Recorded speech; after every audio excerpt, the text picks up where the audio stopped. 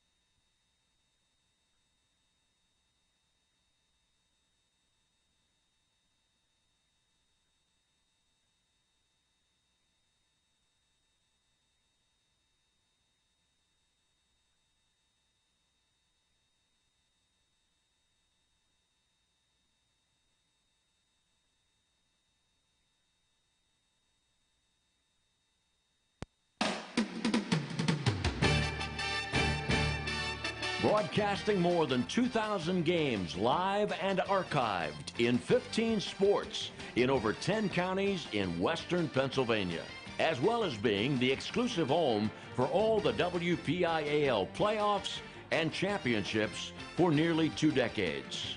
Anytime, anywhere, always there. We are the MSA Sports Network.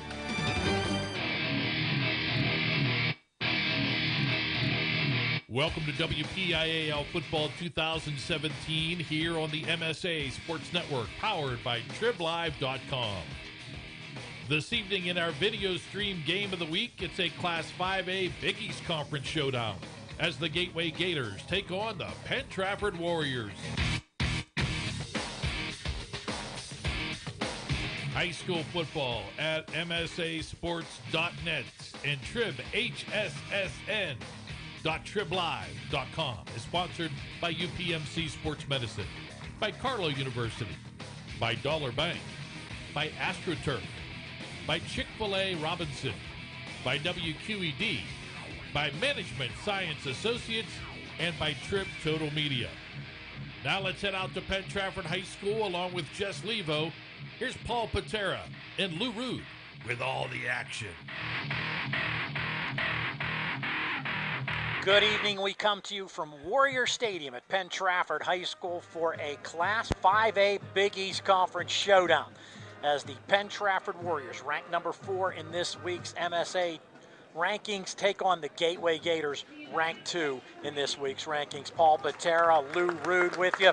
Had a little bit of rain and wind before the game. Everything seems to have subsided a bit, and we have got you a dandy battle here. Of course, it's the battle for the Victory Bell, a battle that's been fought since 1924 when Trafford and Pitcairn High Schools vied for that bell.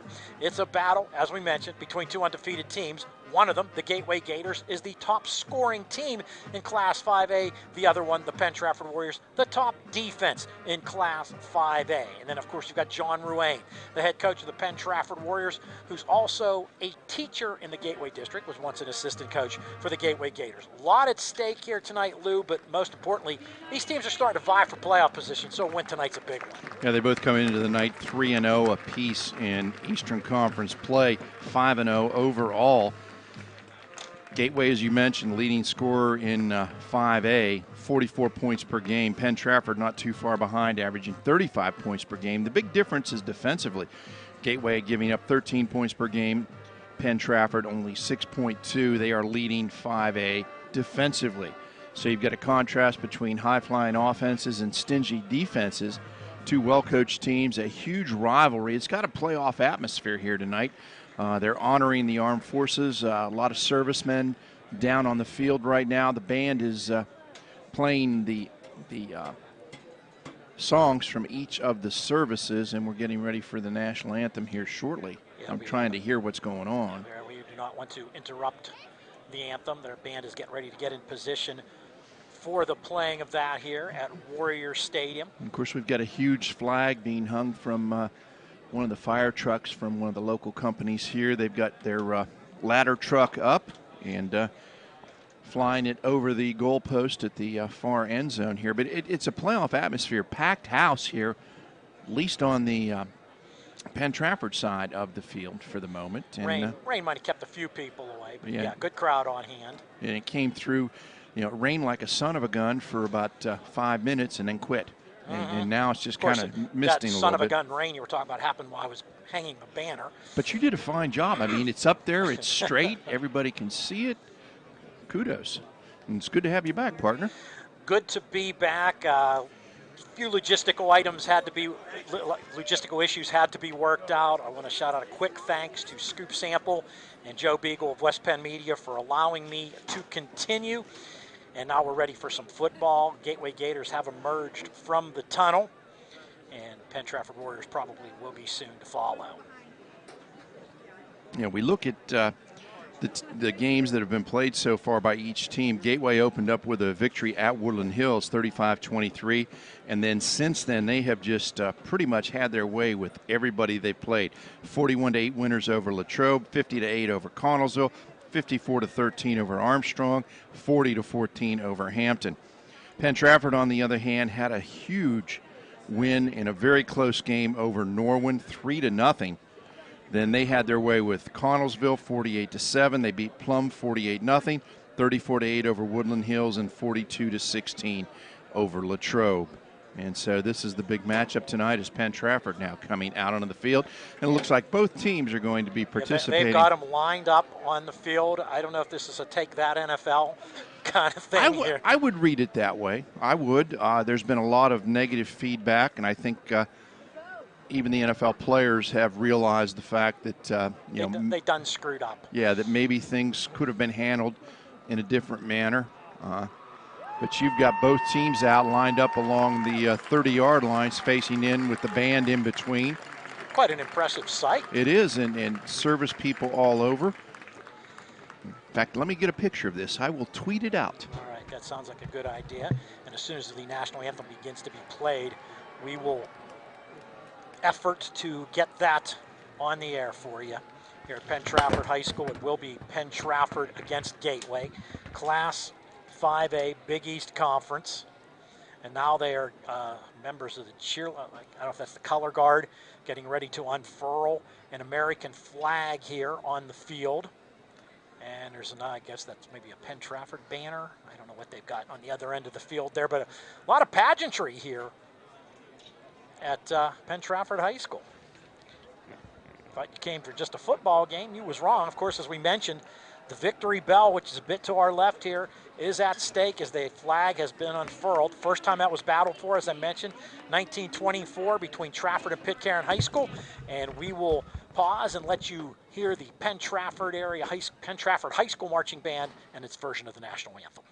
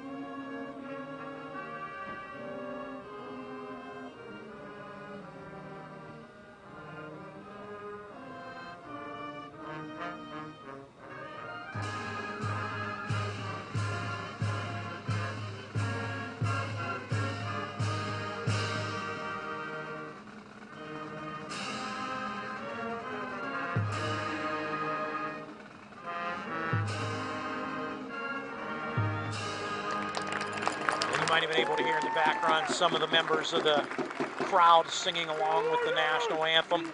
Now it's ready to play some football. You might have heard people saying, "Go Warriors." Gateway Gators in the white jerseys, black numerals, black helmet with the Gator written in G on the helmet, black pants. Penn-Trafford Warriors in the green jerseys, green helmet with the Warrior spear on the helmet, white numerals, and white pants. Here at Warrior Stadium, Paul Paterra along with Lou Rood for this Class 5A Big East Conference football game. It did come down with a little bit of rain before the game, but everything seems to have subsided at this point. And it is official. I did tweet it out. If you want to go to @Lou, L-O-U, _Rood, R-O-O-D, you can see the picture of the pregame festivities here at Penn-Trafford. Now they got to, take a minute or two to get all the people off the field, but honoring servicemen. And there was quite an impressive array of service members on the field there being honored before the game. A young lady wrote a poem in honor of the service people. And hey, we owe a lot to them. There's no doubt about that. Penn-Trafford Warriors on the bench in front of us. Gateway across the way. Packed press box, of course, as you would expect for a game of this magnitude. We have the legendary Paul Schofield with us here tonight. Yes, he is. We were going to effort to interview him, a longtime reporter for the TribLive and the Tribune Review, and we're going to interview him at halftime as they welcome us aboard to the TribLive High School Sports Network. Of course, I've known Paul for as have I. For a long time. Many years. Now, it looks like a lot of the service people will be involved in this ceremonial coin toss. They are lined up to each side of the PT insignia in the middle of the field. Captain's getting ready for the Captain's getting ready for the coin toss. For the Penn-Trafford Warriors, it's Cam LaFoon, Cameron Suman, Will Mayer, and Logan Hawkins. For the Gateway Gators, Brady Walker, Isaiah Cameron, Kanan Cleveland, and Zachary Storch. Speaking of Brady Walker for Gateway, came into this week the number 3 passer in the WPIAL. He's completed 70 of 107 passes, 16 touchdowns, 1,328 yards, only 1 interception. This kid's good. Yeah, it's going to be a high-flying offensive battle tonight between both teams. Now, Penn-Trafford will probably try to control this game, and there's a couple of reasons that might be the case. Gateway is without 3 of its two-way linemen tonight, not able to go. So that could work for Penn-Trafford in the battle in the trenches. And, of course, we all know the game is won up front, offensively and defensively. Of course, that comes from an old lineman, old lineman and a line coach. So I'm a little biased in that regard. No problem with that. Looks like Gateway has won the toss.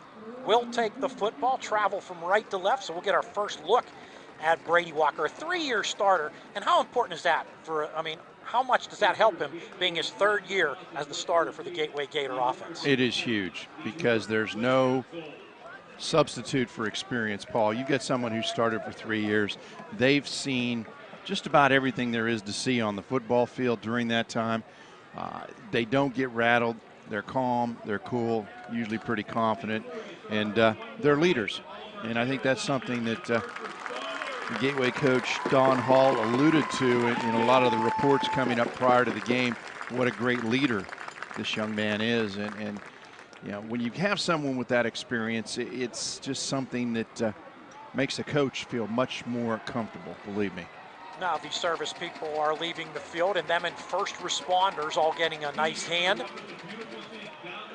And the Gators send a couple of dangerous dudes deep for this kickoff. Courtney Jackson already got at least return for a touchdown to his credit this year.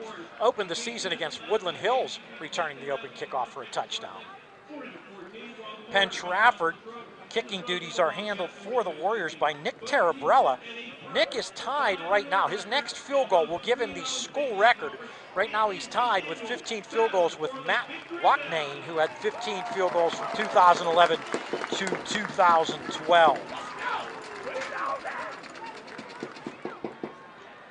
Penn-Trafford Warriors yet to come on the field, getting some last-minute instructions from Coach John Ruane.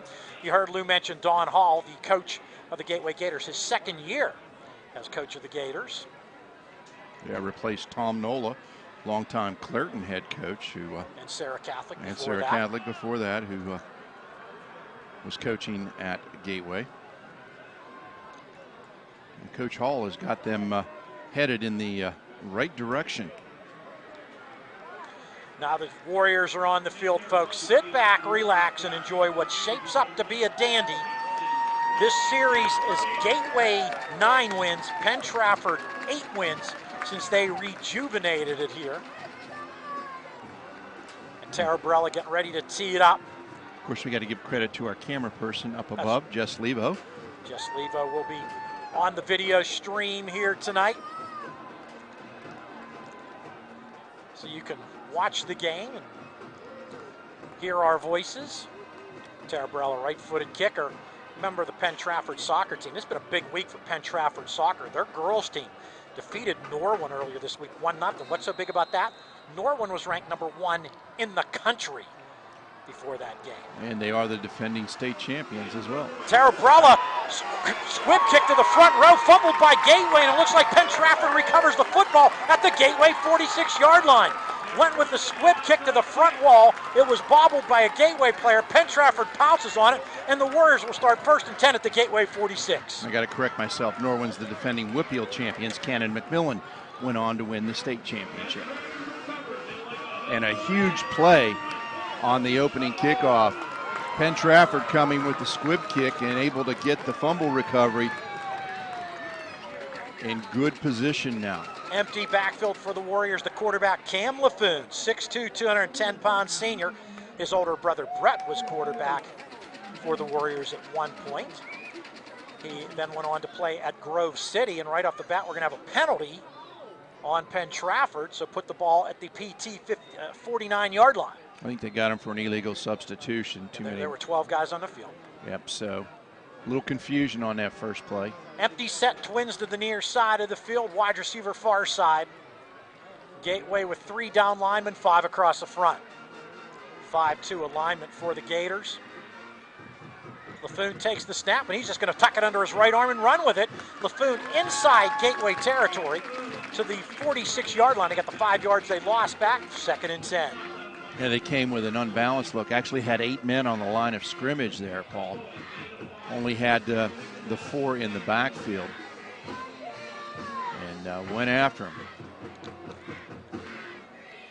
I should say 3 that were in the backfield off the line of scrimmage. Cam Laffoon came into this game 595 yards passing, 39 of 69. Now pistol formation. John Gay lines up behind Laffoon, gets the football at the right side, cut back, movies at the 40, jukes and jives in the secondary, gets down to the 32-yard line. 1st and 10, Penn-Trafford Warriors. Huge hole opened up by the offensive line of Penn-Trafford that time. Just a simple dive read. Gay read it, and they had a hole big enough to drive a truck through, and then he was able to cut back against the grain and get more than enough for the first down. Give him the ball at the 31, a pickup of 15 for Gay. 1st and 10, Penn-Trafford at the Gateway 31. Tighter formation this time, man in motion. That's Dimitri George from left to right, lines up as a wing back that way. Give to Gay, Gay laterals it back to Laffoon. Laffoon throwing deep for George, up for grabs, incomplete. Great coverage downfield for Gateway. Travis Thompson the second knocks that ball away, 2nd and 10. A little trickery. Yeah, a little flea flicker there. Gay took the handoff, took about 3 steps forward, turned and pitched it back to Laffoon, and he just undershot his receiver. The receiver had a couple steps there. If the ball had been a little bit further, they'd have had a touchdown. 2nd and 10, Penn-Trafford at the Gateway 31-yard line. We are just underway here at Penn-Trafford High School. Pistol formation for the PT Warriors. Man in motion, then we've got some illegal motion. There was some movement on the left side of the offensive line for Penn-Trafford, and that should back the Warriors up 5. Illegal procedure is the call, false start against the Warriors. Put it at the 36 of Gateway. Looks like that nasty rain has stopped, and the wind doesn't seem to be blowing too much. Just enough to make it annoying there before the game. I'm efforting to get the binoculars to work here, Paul. We always complain we can't see because we're too old. So I found some binoculars, and all I got to do is get them to work. Going wide to the far side of the field, Dimitri George. Coming wide near side, Anthony Servone. We've also got a slot back that way, Cade Malkus. Not happening. Man in motion from left to right is George. Fake to Gay. Laffoon steps back, throwing deep, has a man who drops the football. That was in and out of the hands of Anthony Servone, who had inside position, and if he catches that, that's a touchdown for PT. Servone running the post route, and the defensive back that was covered him peeked into the backfield for a second on the fake to Gay, and Servone had about 3 steps on him on that post route and just could not control the toss by Laffoon, but it was a well-executed play by Penn-Trafford. Be 3rd and 15 for the Warriors at the 36 of Gateway. Caleb Lisbon now in the lineup for the Penn-Trafford Warriors. He goes slot off to the left side. 5 receiver set, 3 right, 2 left. Empty backfield for the Warriors. Laffoon takes the snap, steps up in the pocket, has some time, throws downfield, pass incomplete. Intended for Servone. Great coverage downfield by Gateway's Sonny Communell. Yeah, and it'll be a 4th and 15. Good coverage, and even more impressive was the protection by the Penn-Trafford line. You had both outside rushers came upfield. The line just ran him right past Laffoon. Laffoon calmly stepped up in the pocket, had a lot of time to survey the field, finally tried to hit Servone, but unable to connect with him. So it'll be 4th and 15, and since the ball's at the 36 of Gateway, that's pretty much, you got to go for it. Might as well. No sense punting here. Twins near side, receiver and a wing back off to the left side. Pistol formation. Cervone in motion from right to left. Lines up in the slot. Gateway rushes 4. LaFoon steps up, in trouble. Eludes the pressure. He's still in trouble. He's an escape artist back there. Directing traffic. Breaks a tackle. Still going. Finally brought down after a 4-yard gain to the 32-yard line. That was 4 of the hardest fought yards you're ever going to see. It's going to be, ball is going to go over on downs to Gateway, but LaFoon, great work to even get 4 yards there. Ran about 20 yards to get 4. And as you mentioned, an escape artist, nothing on Houdini with LaFoon there. He was tackled like 3 times and gave him the old dead leg, pulled it back out again, and able to keep going. But unfortunately for Penn-Trafford, came up short of the first down, and we'll see the Gators for the first time tonight on offense. 1st and 10, Gateway at its 32. 10:01 to play in the first quarter. We are scoreless. Brady Walker, the quarterback for Gateway, 6'2", 180-pound senior, in the shotgun formation with a back to his right. Play action fake. Walker throws through the hands of the intended receiver, Travis Thompson, the second. Incomplete, 2nd and 10. Did you see the fire coming off of that pass? He scorched that thing. That was a laser beam that Walker threw, and it was just a hair behind the receiver. And even if it had been dead on, I mean, he probably would have had to catch it out of self-defense. That thing had some smoke on it. 2nd and 10, Gators at their 32, going from right to left. Walker in the shotgun. Play action fake again. He throws, has a man, incomplete. Intended for one of his receivers downfield. Looked to be number 2. That pass was intended again for Travis Thompson. Again, got a 3rd and 10 situation, Gateway at its 32. And just behind him again. Did the play action fake. Had Thompson coming on a slant route and just a little behind him. Had he gotten it on target, he had a lot of room to run if he'd have been able to catch it. Brandon Kane wide to the near side of the field. Shotgun formation, running back to the left of Walker. We got a little razzle-dazzle reverse. Hand the ball back to Walker. He eludes a tackle in the backfield, scrambling on the far sideline. Going to be knocked out of bounds at the 40, a couple of yards shy of the first down. Yeah, jet sweep to the right.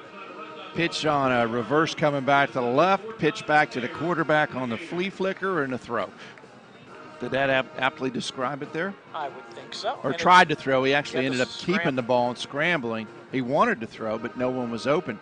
Penn-Trafford did a nice job covering the play. 4th and 2, Gateway is 42, and it looks like Don Hall's going to go for it. Walker in the shotgun. Jackson to his right. Excuse me, that's Cameron to his right. Isaiah Cameron. Looks over to the sidelines, gets the play. Cameron's going to shift from right to left. Pooch, maybe? Now Walker looks like this might be a pooch, and it is going to kick the football high and short. Fair catch signaled for and made at the 34, Penn-Trafford by Anthony Cervone. So the Warriors will start 1st and 10 at their 34. 9:34 to play in the first quarter. We're scoreless. Penn-Trafford defense came up with a good stomp there. Turns it back over to the offense. We'll see what they can do on their second possession now. Warriors going from left to right. Ball on the far hash mark. Both these teams 3-0 in the conference, 5-0 overall. They've got the top 2 spots in the Big East Conference. Franklin Regional McKeesport check in next at 3-1. Plum 2-2. Pistol formation, give to the back. That's Johnny Gay with room. Gay's over the 40 to the 44. Very close to first down. I think he got it. And again, I can't say enough about the job that the offensive line of Penn-Trafford is doing out there.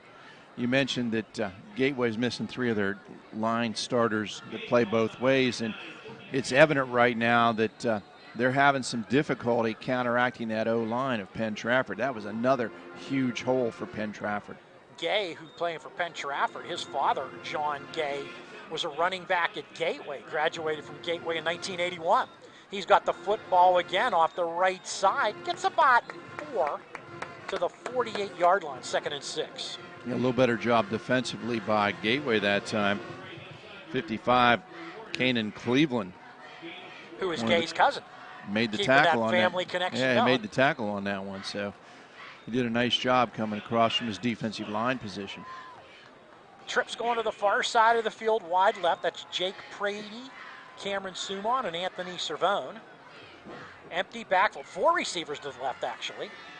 LaFoon takes the snap, runs with the football, makes a cutback move. He's got the first down inside Gateway territory to the 44-yard line. Yeah, Jeremiah Josephs on the tackle. Saved what could have been an even bigger gain as he had a seam. Did a little fake on the running back and then went to his left, found the seam planted, and he was exploding up through the hole. Looked like he was going to get even more until Josephs came up with the tackle. 1st and 10, Penn-Trafford at the Gateway 44, 8:19 and turning to play in the first quarter. Neither team has scored as of yet, but Penn-Trafford on the move. Empty set again. Gateway showing blitz. It comes. LaFoon takes the snap. Excuse me, that's a wildcat formation to Caleb Lisbon, and he's dropped for a loss. Back to the 49-yard line, a loss of 5. Coming up to make the stop, number 2 for Gateway, Jeremiah Josephs. Again, 2 plays in a row by Josephs. He read that quickly and came up and made the stop for a loss. So it'll be 2nd and 15 for the Penn-Trafford Warriors at the 49 of Gateway. Sumon wide to the left. Wide to the near side is Dimitri George. Pistol formation. Lisbon with a play-action fake. Back to pass. Deep for Dimitri George. Incomplete. And there's a penalty marker down. I was about to say excellent coverage. Maybe a little bit too good. I think we're going to get a pass interference call here against Gateway. Yeah, he was running with him stride for stride, but had his hands on him most of the way down, and I think they're going to get him for impeding the progress of the receiver. So it'll be a 15-yard mark off. The question is, will it be a first down? Pass interference is the call against the Gators. First penalty on Gateway here tonight. And it will be enough for the first down. So the loss on the first play doesn't hurt Penn-Trafford, as the pass interference will give them the 1st and 10 at the 39-yard line of Gateway. Pistol formation for the Warriors. Lisbon is the running back. He's got the football off the left side. He's got room inside to 30, down to the 26. Pickup of 8. You like pickups like that on first down. Oh, you love them. And Penn-Trafford doing nothing fancy. They're just doing zone blocking. They're letting the backs read it, and they had what we call hat on a hat. They matched up with every Gateway defensive player, gave the back a seam, said read it and go where you want to go. And nice gain for Penn-Trafford. They're going to call it a gain of 7. 2nd and 3. Penn-Trafford at the Gateway 27. Man in motion. Suman from left to right. It's Caleb Lisbon again. Cutback move inside the 25. Fights down to about the 20.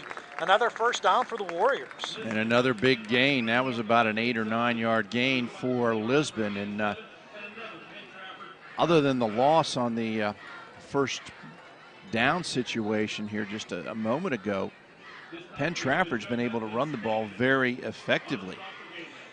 Caleb Lisbon, Cam LaFoon, John Gay all had at least 100 yards rushing against Latrobe last week in a Penn-Trafford victory. More of a shotgun formation this time for the Warriors. Lisbon to the right of LaFoon. LaFoon takes the snap. He's going to run with the ball. Get about 5 down to the 15-yard line. Simple football right now. Yeah, just a quarterback power. Running back led the play up in through the hole. Quarterback just tucked it and ran. Again, they're picking up 4, 5, 6, 7, 8 yards at a pop right now. And when you're doing that, Paul, point blank, it's the O-line that's doing it for you. 2nd and 5, Penn-Trafford at the Gateway 15.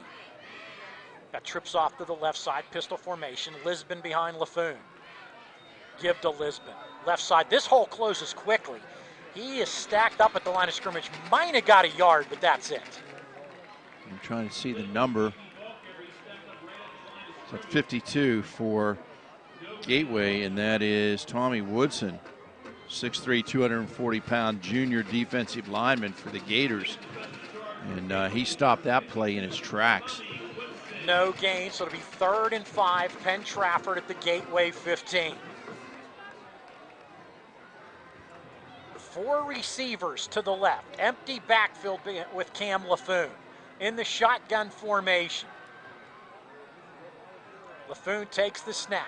Looking left, has time, throws, pass complete, inside the 5. Dimitri George down to about the 2, first and goal, Penn-Trafford.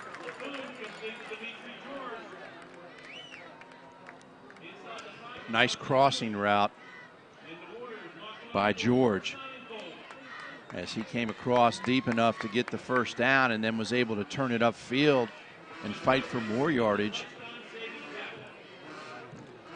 John Gay back in for the Warriors, first and goal, Penn-Trafford at the Gateway 2. And Cam LaFoon's telling somebody to hustle out onto the field here. Play clock at 10, still got time. Tight formation for the Warriors, man in motion from right to left. LaFoon, play action fake to Gay, rolls right, throws, man wide open, makes the catch for the Penn-Trafford touchdown, number 11, Dominic Rosso. And that time a bootleg. LaFoon made the fake to the running back going left, rolled back around to his right, and he had Rosso wide open, not even close. For LaFoon, that is his 6th touchdown pass of the season. Rosso, it's only his 2nd catch of the year. Extra point by Paterra up, and it is good.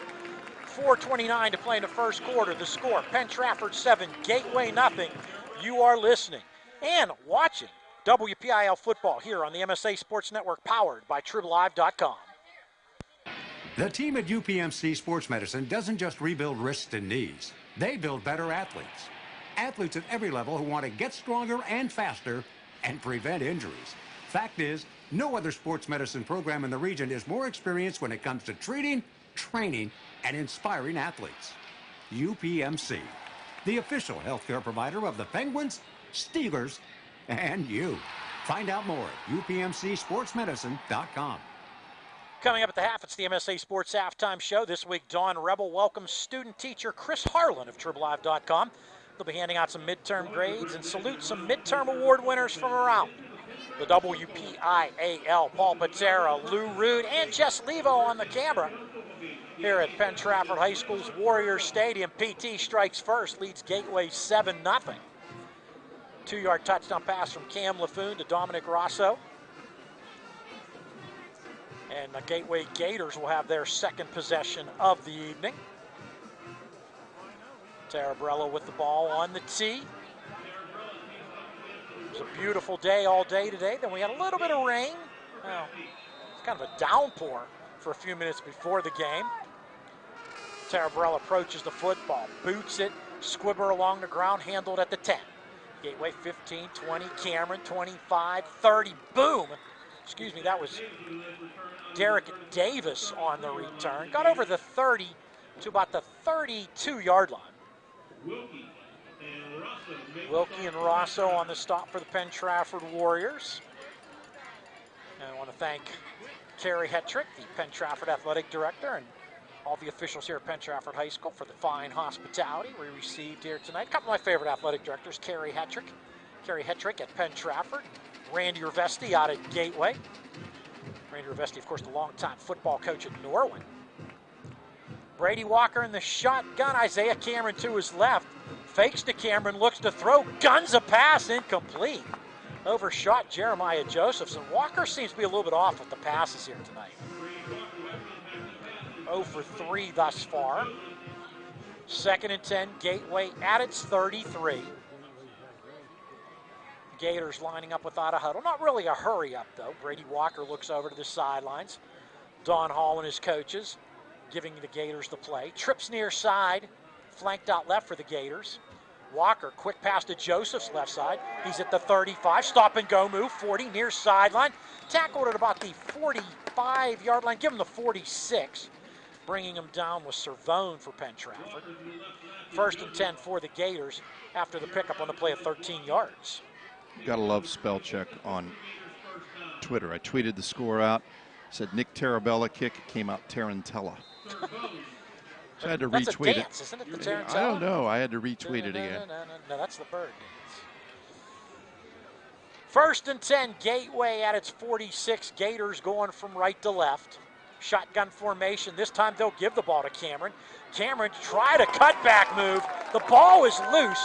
He is going to be ruled down.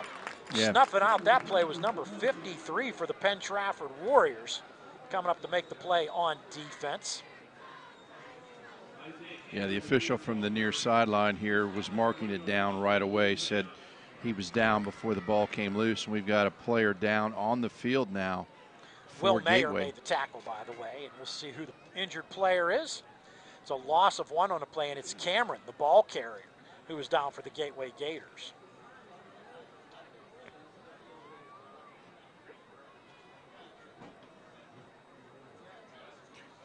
And they are attending to him down on the field. Can't tell what they're working on just yet, but trainers and team physician down there. 3:55 to play in the first quarter. It's Penn-Trafford 7, Gateway nothing.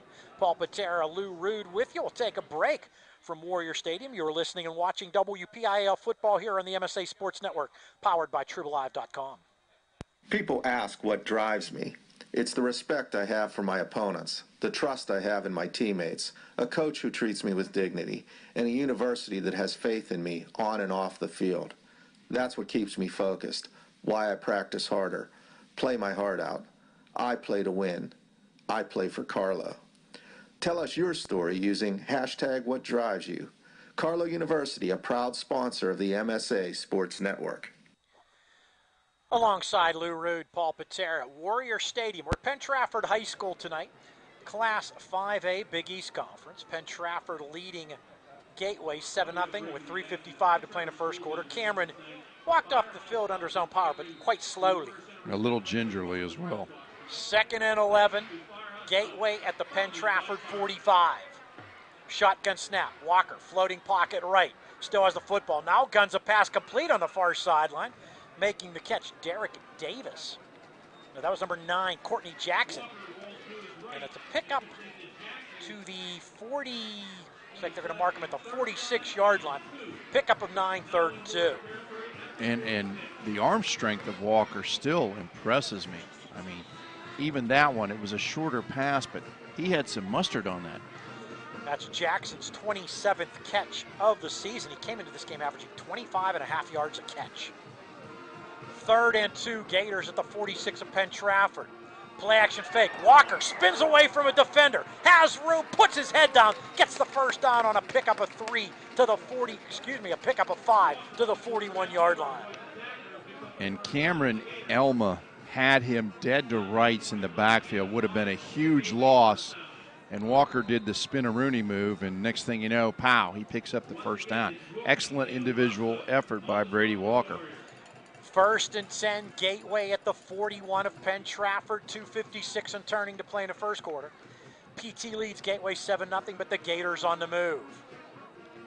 Walker floating pocket left, rolls near side, still has the football, surveys the field, throws through the hands of the intended receiver. That one intended for number 23 of Gateway, Brendan Kane. And Walker, again, he's got some smoke on the football. I tell you what, the only thing I might say, touch, young man. There's times when you might want to put a little touch on the football, but he brought that one with a lot of smoke. I mean, he has an arm. There's no question about that. The question is how the receiver's hands are going to be by the end of the night. 2nd and 10, Gateway at the Penn-Trafford 41-yard line. Play is being signaled in by a few of the players. Of course, a couple of them are decoys. Nah, why would they do that? Okay. I could tell you some stories, Paul, why they do that. Walker out of the shotgun, safety valve pass off to the left. Davis jukes a defender and gets to the 35-yard line for pickup of 6, 3rd and 4. Yeah, nice play by Dom Rosso, the aforementioned young man that caught the touchdown pass. He just stayed there with the receiver, kept his eye on the belly button as he tried to juke him out of his shoes and made the tackle. Yeah, he missed him the first time and stayed with him, was Yep. able to bring him down. 3rd and 4, Gateway at the 35 of Penn-Trafford, probably 4-down country for the Gators. I would say without question 4-down territory. 5 receiver set, 2 left, 3 right, empty backfield. Walker with the shotgun, throws pass, going to the ground to make the catch is Jeremiah Joseph, and I think he's about a yard shy of the first down. Yeah, he had to come back for the ball, which was good. I mean, and Walker put it where the only person that was going to catch it was the receiver, but he had to leave his feet to get it, and so as a result, he's a yard short of the first down. 4th and 1 Gateway at the Penn-Trafford 32. Cameron not back in the Gateway lineup. It's still Derek Davis, the freshman, in the backfield with Brady Walker, and he lines up to Walker's right. Wing back that way as well. One receiver right, two left. Fake to Davis, pass, incomplete. And the ball will go over on downs to the Penn-Trafford Warriors. Intended for Travis Thompson II. And I believe that was Dimitri George on the coverage. As they try to slant route, they faked the handoff to the freshman, and then Walker tried to throw the slant, but George was all over it with great coverage, and big stomp by the Penn-Trafford defense. So it'll be 1st and 10, Penn-Trafford at its 32, going from left to right. 1:20 to play in the first quarter. It's Penn-Trafford 7, Gateway nothing. Pistol formation for the Warriors. George in motion from left to right. He'll line up as a wing back. Give to Gay off the right side. Gay's at the 35, tripped up at the 36 for a pickup of 4. And that was number 37, Jay Johnson. He stuck his nose in there and was able to get the trip. And as you pointed out, Lou, it was about 3 yards before anybody even looked at Gay. I mean, they're just making great. Well, they're getting great push on the line of scrimmage. They're moving the defensive line backwards. Empty set, 4 receivers left. Snap to LaFoon. He'll put the ball under his left arm and run left. He's over the 40. He's over the 45. Drags the tackler to midfield. Pick up a 14, 1st and 10. And again, just zone blocking by the offensive line of Penn-Trafford. They had a hat on a hat. Everybody matched up. And that time, no one made contact with LaFoon until he was about 9 yards downfield. So, the offensive line is having their way right now with Gateway, and as you said, it's a depleted Gateway defensive line. 1st and 10, Penn-Trafford at midfield. Coming wide to the near side of the field, number 15, that's Cam Suman. There's a give to Gay off the right side. Penalty marker down. Gay got 3 to the 47, but that was thrown in the area where they usually call offensive holding. Yeah, that's a given. The umpire was sitting back there. He looking in on the offensive line. Gateway defensive linemen are already pointing, yeah, it's going against Penn-Trafford, and they're moving their huddle back. My guess is it's holding. We'll see if I'm correct. Indeed it is. Is there ever a penalty that kills a drive more than offensive holding? That is such a drive killer. It is. Yeah, the only thing that kills it more is if you get hit with a clip or a chop block, because instead of 10 yards, it's 15 yards. So, but holding is always a huge penalty. So put the ball back at the 43 of Penn-Trafford. That'll make it a 1st and 17 for the Warriors.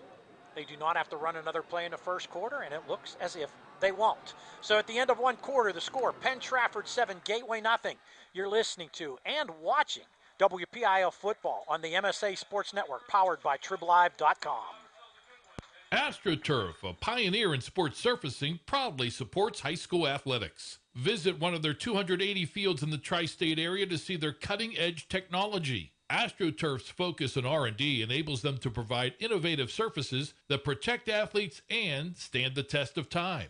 AstroTurf now propels performance with iconic turf fields and legendary Recor-Tan tracks. They manufacture, build, and maintain a full range of turf and track systems for total quality control. Learn more at astroturf.com. Paul Paterra, Lou Rood with you at Warrior Stadium, Penn-Trafford High School. Coming up at the half, it's the MSA Sports Halftime Show. This week, Dawn Rebel welcomes student teacher Chris Harlan of TribLive.com as they hand out some midterm grades and salute some midterm award winners from around the WPIAL. 7-0, Penn-Trafford leading Gateway as we get ready to start quarter number 2. It'll be Penn-Trafford football. They'll now go from right to left, have it 1st and 17 at the Warriors' 43-yard line. And since Gateway's on the far side of the field, at least their bench, not been able to see if Isaiah Cameron was being worked on over there. But the leading rusher for the Gateway Gators was injured in the first quarter on his first carry. He came into this game with 454 yards on just 51 carries. Pistol formation for the Warriors. LaFoon takes the snap, fakes to Gay. Rolls right, throw back, Gay's wide open, makes the catch. He's at the 45, the 40, 35, 30, going to be wrestled out of bounds, but not until he gets all the way down to the 24-yard line of Gateway. A pickup on the play at 33 yards. Talk about your trickeration there, Paul. Faked the handoff to Gay, rolled opposite where the handoff went. Gay just kind of slid out of the backfield. LaFoon stops, throws it back to Gay, and he has nothing but green in front of him. Huge gain for the Warriors. 1st and 10, Penn-Trafford at the Gateway 24. Pistol formation again. Give to the tailback, Gay off the left side. He's wrapped up immediately. Got back to the line of scrimmage, but bringing him down was number 8, Derek Davis. This freshman could play for the Gators. Yes, he can, and he did a nice job that time. Read the play, did a run-through from his linebacker spot, and came up in there and made the tackle. 2nd and 10, Penn-Trafford at the Gateway 24. He might even have got a half yard there. Let's call it 2nd and 9.5. We're nice up here. Pistol formation, twins right, receiver left, tight end in motion from left to right. A little bit of a high snap. LaFoon catches it and then just runs forward for about a yard. There was also a couple penalty markers on the turf. So we'll see what these penalties are all about. And coming in to talk to now that nobody, are you sure? Because here comes the official, yeah, over to talk to the guy on the near sideline, yeah. That time LaFoon did a nice job just to come up with the football and keep it from going over his head and then turn the ball upfield. Big East Conference, as we mentioned, has been tight. Both these teams got big games next week on the road. Gateway travels to Plum to play the Mustangs. Penn-Trafford will take on the Panthers at Franklin Regional. Illegal procedure, the call or motion against Penn-Trafford. And we'll see if they're going to take the penalty, and it looks like they're going to mark off the 5 yards against them. Make it a 2nd and 15 for the Penn-Trafford Warriors. Put the ball back at the 29 of Gateway. 7-0 to score. Penn-Trafford leading Gateway. A 2-yard touchdown pass in the first quarter from Brett LaFoon to Dominic Rosso.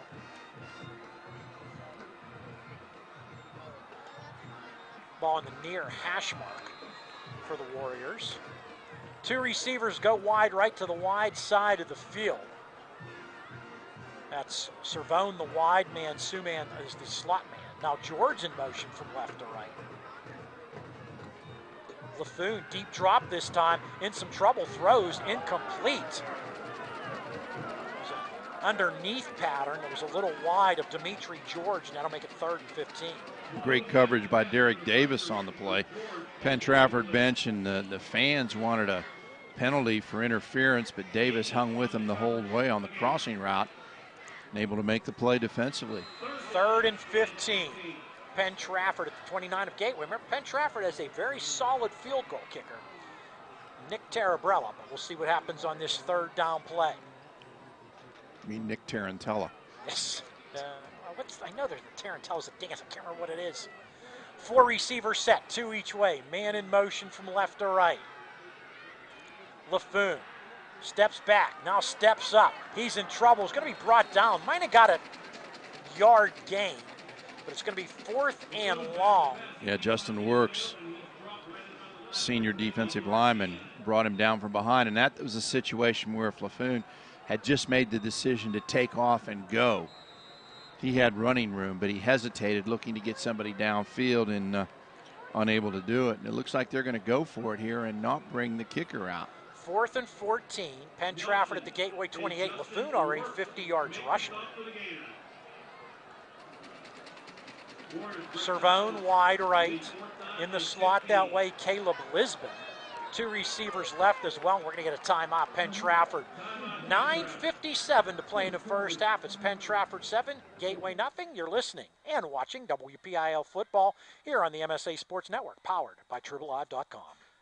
Make Chick-fil-A Robinson your destination for a fast and tasty breakfast. Chick-fil-A Robinson offers a variety of breakfast sandwiches, including sausage, bacon, or, of course, chicken. Breakfast is served hot and fresh daily, featuring our handmade biscuits. Need to feed a crowd or a tailgate on Sunday? Chick-fil-A Robinson Catering has got you covered with hot or reheatable chicken trays. Visit our catering website at www.cfarobinsonCaters.com to book your business or social event today. Chick-fil-A Robinson Catering. We deliver. Paul Paterra and Lou Rood with 9:57 to play in the first half. Penn-Trafford leading Gateway 7-0. Some of the top athletes in the WPIAL are featured every week on the MSA Sports Center stage, which you can view on our YouTube page. Log on to our website at www.msasports.net. Check out which athletes we are talking to, plus our weekly game lights are featured here on the MSA Sports Network, powered by TribLive.com. 4th and 14, Penn-Trafford at the Gateway 28. Man in motion from left to right. They'll flood the right side with 4 receivers. LaFoon rolls that way, steps up, throws the pass, got a man at the 10, and he's going to take it on into the end zone for the Penn-Trafford touchdown. Number 15 on the receiving end of that catch, Cameron Suman. 29-yard TD pass.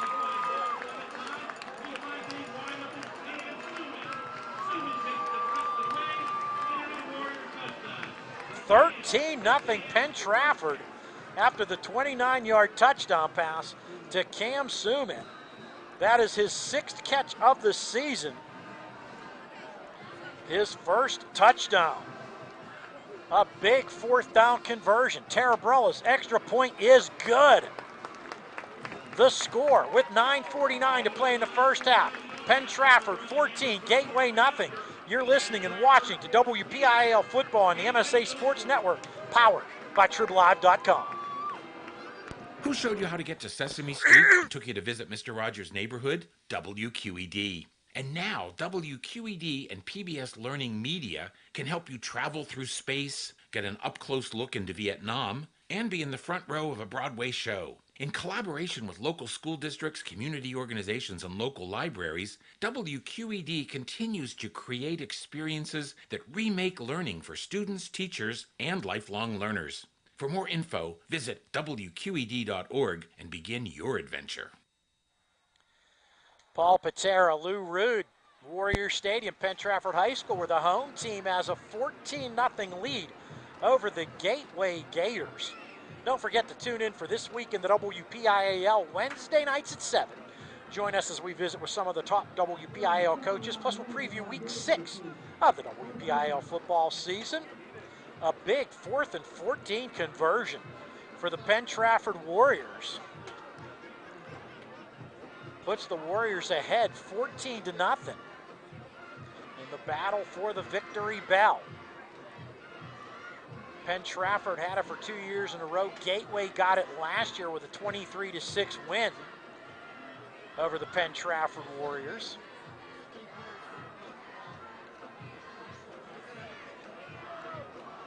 Two return men going deep for the Gators. Travis Thompson II and Courtney Jackson. Terrabrella putting it on the tee for the Warriors. Right-footed kicker. Ready to run up on the football and boot it away. And now he does just that. Another squiver along the ground, handled at the Gateway 20. Thinking about lateraling, now running with the football over the 30 to about the 33-yard line is Jeremiah Josephs. He thought for a second or two about lateraling to Jackson or Thompson, then decided to tuck it and run himself. Probably a big possession for the Gateway Gators. They're down 2 touchdowns. I don't know if Isaiah Cameron is back on the field or not. I think the biggest difference right now from what we've seen, Paul, is the line play of Penn-Trafford has allowed them to do some things offensively that Gateway has not been able to do.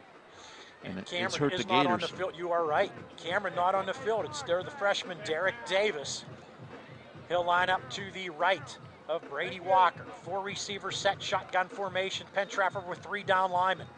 Quick pass complete off the right side to Joseph. Stop and go move, tiptoes the near sideline.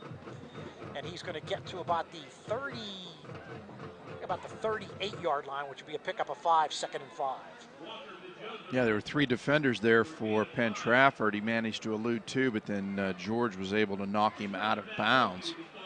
So he tried to, as you describe it, tiptoe down the sideline. Tightrope. Yep, 3rd catch for Joseph on the game. Shotgun formation again on the 2nd and 5. Another play action fake, pass complete in the middle of the field. Getting inside Gateway territory to the 48-yard line is Courtney Jackson. Got the hooded sweatshirt coming out back to jersey. Pick up on the play of 13 yards, 1st and 10. Jackson's 2nd catch of the evening. Yeah, nice play that time. Just went out and curled up. Got enough room for the 1st down, made the catch, and nice pitch and catch by Brady Walker. Put the ball right where it needed to be. 49-yard line of Penn-Trafford for the Gateway Gators. Walker looking to pass again. Here comes some pressure. Does get a pass off. Incomplete. Intended for Davis. In there on defense for Penn-Trafford was Matt Wilkie, the senior linebacker. Very lucky that thing wasn't picked off and headed back in the other direction as he threw behind his receiver. And Wilkie was right there. Got his hands on it, but wasn't able to control it. 2nd and 10, Gateway at the 49 of Penn-Trafford. Gators going from left to right, at least from our vantage point. Davis to the left of Brady Walker now. 2 receivers left, 1 right. Walker fakes to Davis again, has time, throws through the hands of the intended receiver, Courtney Jackson. It'll be 3rd and 10. And again, a difficult pass to catch that time as Jackson running a dig route or coming in about 14 and crossing over the middle. That ball had a lot of smoke and it was high. He had to go up and try and catch it, and unable to reel it in. Again, Walker's got a very live arm. No question about that. 3rd and 10, Gateway at the Penn-Trafford 49-yard line. 2 receivers each way for the Gators. Davis in motion. He'll empty out of the backfield and go wide to the left. Walker has some time, rolls near side, throws pass complete to Jeremiah Joseph on the near sideline at the 34-yard line. Needed 10, got 15. That's enough for a 1st down. And want to give credit where credit's due this time. The offensive line from Gateway did an excellent job of protecting Walker and even peeling back when a Penn-Trafford defender came clean after being initially blocked, and Walker had the time to throw and was able to get it downfield for the 1st down, but the line did an excellent job that time. Gators 1st and 10 at the Penn-Trafford 34. Walker this time gives the ball to Davis straight up the gut. Nice pickup on 1st down of 5 from the 34 to the 29, 2nd and 5. And freshman looked good on that one. First carry of the game for him. 8:22 and turning to play in the 1st half. Penn-Trafford 14, Gateway nothing, but Gateway on the move. 2nd and 5 at the Penn-Trafford 29. Davis again, good cutback move. He's at the 20. That's as far as he will get, but it's enough for another Gateway 1st down. Yeah, Cameron Suman met him there and sent him backwards. But still, Davis had some room. He had a little bit of a hole there. Again, the line did a nice job, and he was able to make a move to get to the next level. Big play for Gateway. And they need to have this running attack to help.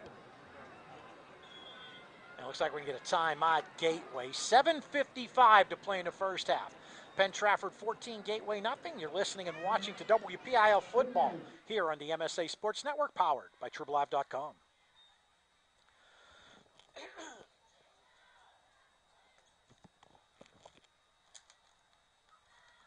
Check out the new TribLive High School Sports Network on social media this season. For breaking news, scores, pictures, videos, links to our articles, and more, follow us on Twitter and Instagram under the handle TribLive HSSN. Get in the conversation on Facebook at facebook.com/TribLive HSSN. And on our YouTube channel, you can find thousands of interviews with local student athletes and coaches, plus highlights and full games. The spot for Western Pennsylvania high school sports on social media this season is the new TribLive High School Sports Network. Check out the new TribLive High School Sports Network on social media this season. For breaking news, scores, pictures, videos, links to our articles, and more, follow us on Twitter and Instagram under the... We'll do that, Paul, because my computer decided to just do its own thing there. 1st and 10, Gateway at the Penn-Trafford 20. 7:55 to play in the first half. Gateway trailing 14-0. Brady Walker in the shotgun has trips left, receiver right. Davis to his left in the backfield. 3 down linemen for Penn-Trafford. Give to Davis again off the right side. This time brought down after a short pickup. Maybe a yard to the 19. Coming up to make the stop, Dominic Rosso from his linebacker position. Nice play by Rosso has kept Davis to a very short game now. And this is an important drive here. Gateway needs to come up with some kind of points out of this. You know, inside the red zone now, they need to get points here, down 14-0. 2nd and 9, Gateway at the Penn-Trafford 19. Empty backfield.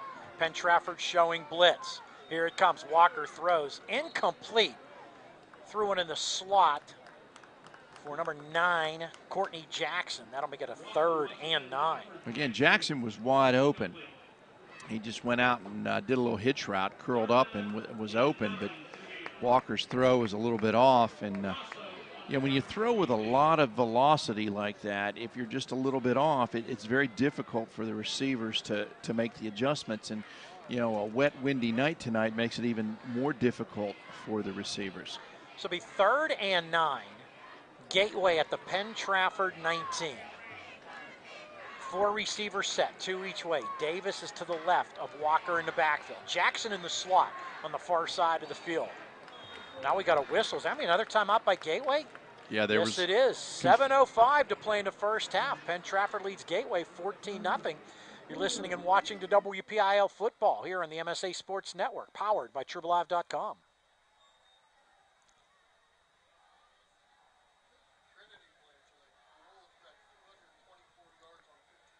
Wow.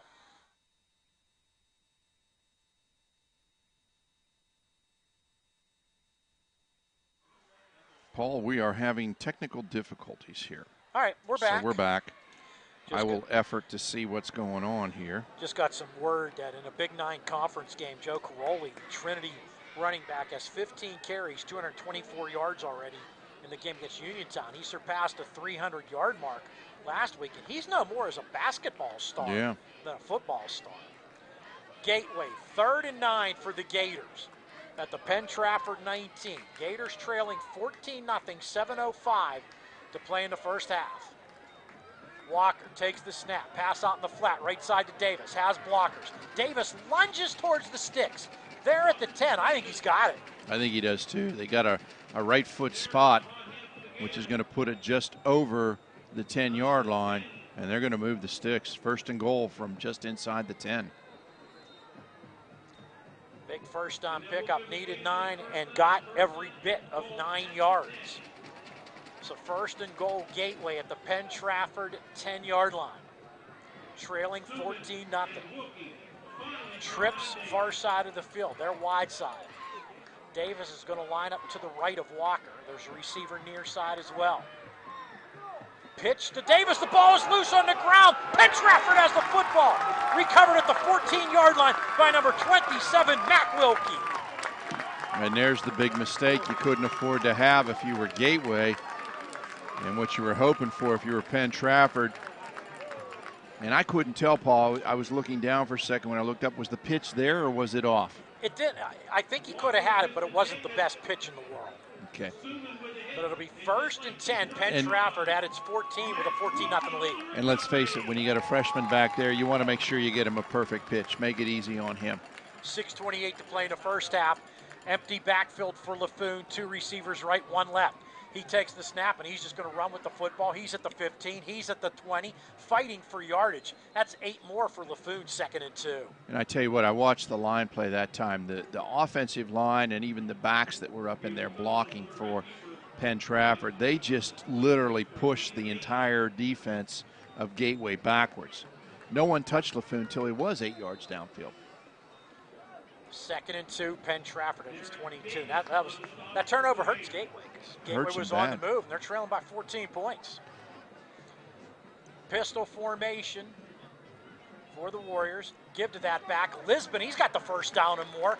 Lisbon's over the 30 to the 33-yard line. Pickup of 11 more, 1st and 10. Yeah, just ran the inside zone that time, and again, they opened a huge seam for him, and he exploded up in there.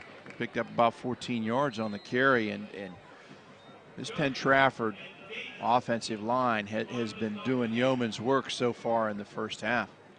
1st and 10, Penn-Trafford at its 33. Twins to the far side of the field. Pistol formation. Now a wing back in motion from left to right. Gateway showing run blitz. Give to Lisbon off the right side. Lisbon fights forward for a few to the 36, 2nd and 7.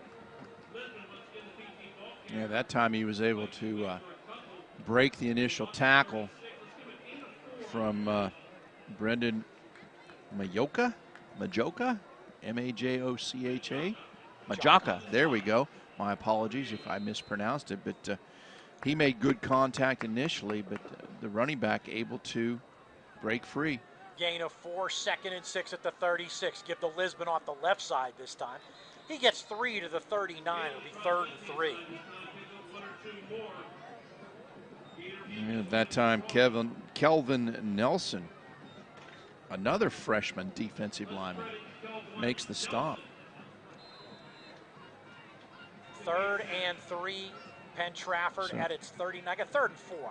That's a few freshmen we've called the name of tonight in there for Gateway. 3rd and 4, Penn-Trafford at its 39. Empty backfield, 4 receivers left. Gateway showing blitz. Here it comes. LaFoon steps up in the pocket, throws the ball complete to a wide open man on the near sidelines at the 35, inside Gateway territory, all the way down to the 30-yard line. Wilkie on the catch. Pickup on the play at 31 yards. 1st and 10, Penn-Trafford. LaFoon's the one that made that one happen, though. He was able to escape the rush. Gateway with the blitz thought they had LaFoon, but he was able to high step his way out and just dump the ball off to Wilkie, who was just standing there all alone as a safety valve, and he took it right down the sideline deep into Gateway territory. 1st and 10, Penn-Trafford at the Gateway 30. Trips right, receiver left. Pistol formation. Gay now the running back behind LaFoon. LaFoon draining the play clock a little bit this time. Gateway showing blitz again. LaFoon takes the snap. He'll run the football off the right side. 5 more yards. And there was no one to touch him until he was about 5 yards downfield. Just a quarterback power as Gay led up in through the hole. They're going to give him 4 at the 26. 3:25 and turning to play in the first half. Penn-Trafford leads Gateway 14-0, and the Warriors on the move again. Pistol formation for Penn-Trafford. Receivers each way, 2 tight ends in this formation. Man in motion from right to left. There's a give to Gay off the left side. Huge hole. Gay gets inside the 15. They're going to mark him down at the 14-yard line. Pick up a 12 more, 1st and 10. That time an outside zone run, and again, they just had bodies on bodies. Everybody matched up. Everybody got a hat on a hat. They just turned their man whichever way they wanted to turn them, and Gay read it beautifully, had a huge seam to run through, and takes it down deep into Gator territory. And right now, this offensive line is just having their way. Twins off to the right. The wide man is Dimitri George Cameron Suman in the slot. Pistol formation. Gateway showing that run blitz again. Option left. LaFoon's going to keep the football. He's inside the 10. He's down close to the 5-yard line. Another good pickup on 1st down. And that time, Gateway trying to blitz to offset the outstanding live play by Penn-Trafford. LaFoon read it, saw that they were blitzing up the middle, was able to get to the outside, found a seam off tackle, cut it upfield, and got it close to the 1st down marker. Gain of 8, 2nd and 2, Penn-Trafford at the Gateway 5. Staying with the pistol. Gay behind LaFoon. This time it's Gay off the left side. It's Gay in the end zone for the Penn-Trafford touchdown. And that was easy. I mean, he was in the end zone before someone actually made contact with him. 5-yard touchdown run, Paul? 5-yard touchdown run, John Gay for the Penn-Trafford Warriors, the 6', 190-pound senior. That is his 8th touchdown of the season. Paterra on to try the extra point. Laffoon to hold. 20-0, Penn-Trafford. Paterra's kick splits the uprights. 1:57 to play in the first half. It's Penn-Trafford 21, Gateway nothing. You're listening to WPIAL Football, watching it as well on the MSA Sports Network, powered by TribLive.com. Wednesday night at 7 for the latest high school football news during this week in the WPIAL here on the MSA Sports Network. Join Don Rebel and other members of the MSA Sports team as they visit with WPIAL football coaches, plus they run down the upcoming schedule and preview the weekend's top high school football games. That's this week in the WPIAL, every Wednesday at 7 p.m. this fall, only on the MSA Sports Network. Paul Paterra, Lou Rood. We've got 1:57 to play in the first half at Penn-Trafford High School's Warrior Stadium. Class 5A Big East Conference. It's 21-0.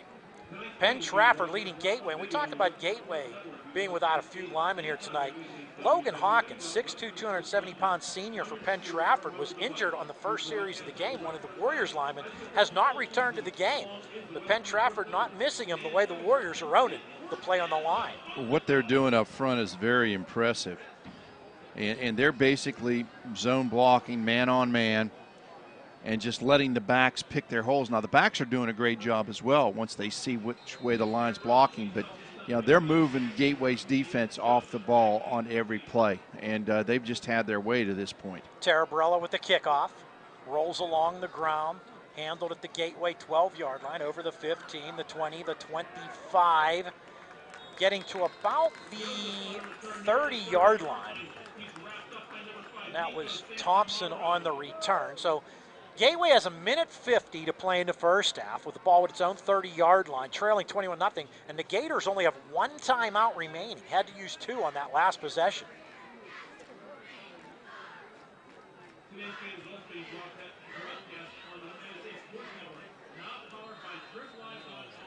Ball in the near hash mark. The Gators are going from left to right. And Isaiah Cameron has not returned to the Gateway lineup since being injured in the first half. Empty backfield, 5 receivers set, 2 right, 3 left. Walker takes the shotgun snap. Here comes some pressure. He throws incomplete, intended for Jackson. He was covered very tightly by Cam Laffoon.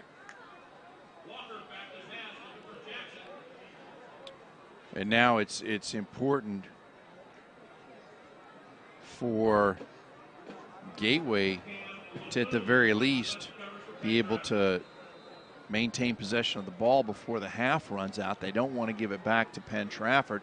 Ideally, they'd like to score, but they don't want to give it back to the Warriors with time on the clock. And Warriors have 2 timeouts remaining. Walker, floating pocket left, throws, pass complete over the 40 to about the 41-yard line. That'll be enough for a first down. Kane on the catch for Gateway. Clock will stop as they move the sticks. Walker, 10 of 18 for 84 yards. Now the clock starts. 1:36 and turning to play in the first half. 21-0 Penn-Trafford. Empty set, 3 receivers right, 2 left. Penn-Trafford showing blitz. Here it comes. Walker gets the pass off. He's throwing deep. Pass is caught downfield. Inside the 30 of Penn-Trafford, down to the 26-yard line. A big pickup on the play of 19 plus 24, 43 yards on the play. 33 yards. Jackson on the catch. Impressive catch by Jackson, and impressive by Walker to hang in with all that pressure there. Undershot the ball, back shoulder fade, and Jackson able to come back to it and make the catch. Huge gain for Gateway. Clock winding down to 1 minute to play in the first half. Walker has time, throws behind the intended receiver, Davis. That will stop the clock with 61 seconds to play in the first half. 20th pass of the game already for Walker. Well, once Gateway lost Cameron, haven't been doing too much running. Davis has run the ball well a few times. Yeah, but they've become fairly predictable with what they're going to do, or one-dimensional, I guess you would say. They need to be able to get the running game going, too. Walker, pass out in the flat left side for Davis, going down the far sideline. Hammered out of bounds inside the 20 at the 18-yard line. And that's one way you can get the running game going. Even though it was a pass, counted as a pass, just a little swing pass to Davis to get him out on the edge, and he did the rest of it. Gain of 9. It'll be 3rd and 1. That did stop the clock with 53 seconds to play in the first half.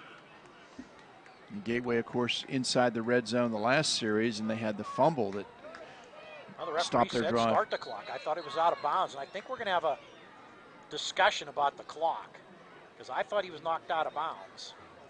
Yeah, the one official who keeps the clock down on the field and compares it with what we have on the scoreboard. Yeah,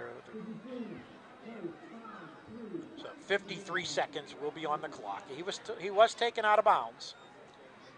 It'll be 3rd and 1. Gateway at the Penn-Trafford 18-yard line. And the Gators, I think, need to come away with something here, Lynn. Yeah, they have to get points. Because Penn-Trafford gets the ball to start the second half. Because Gateway fumbled the opening kickoff.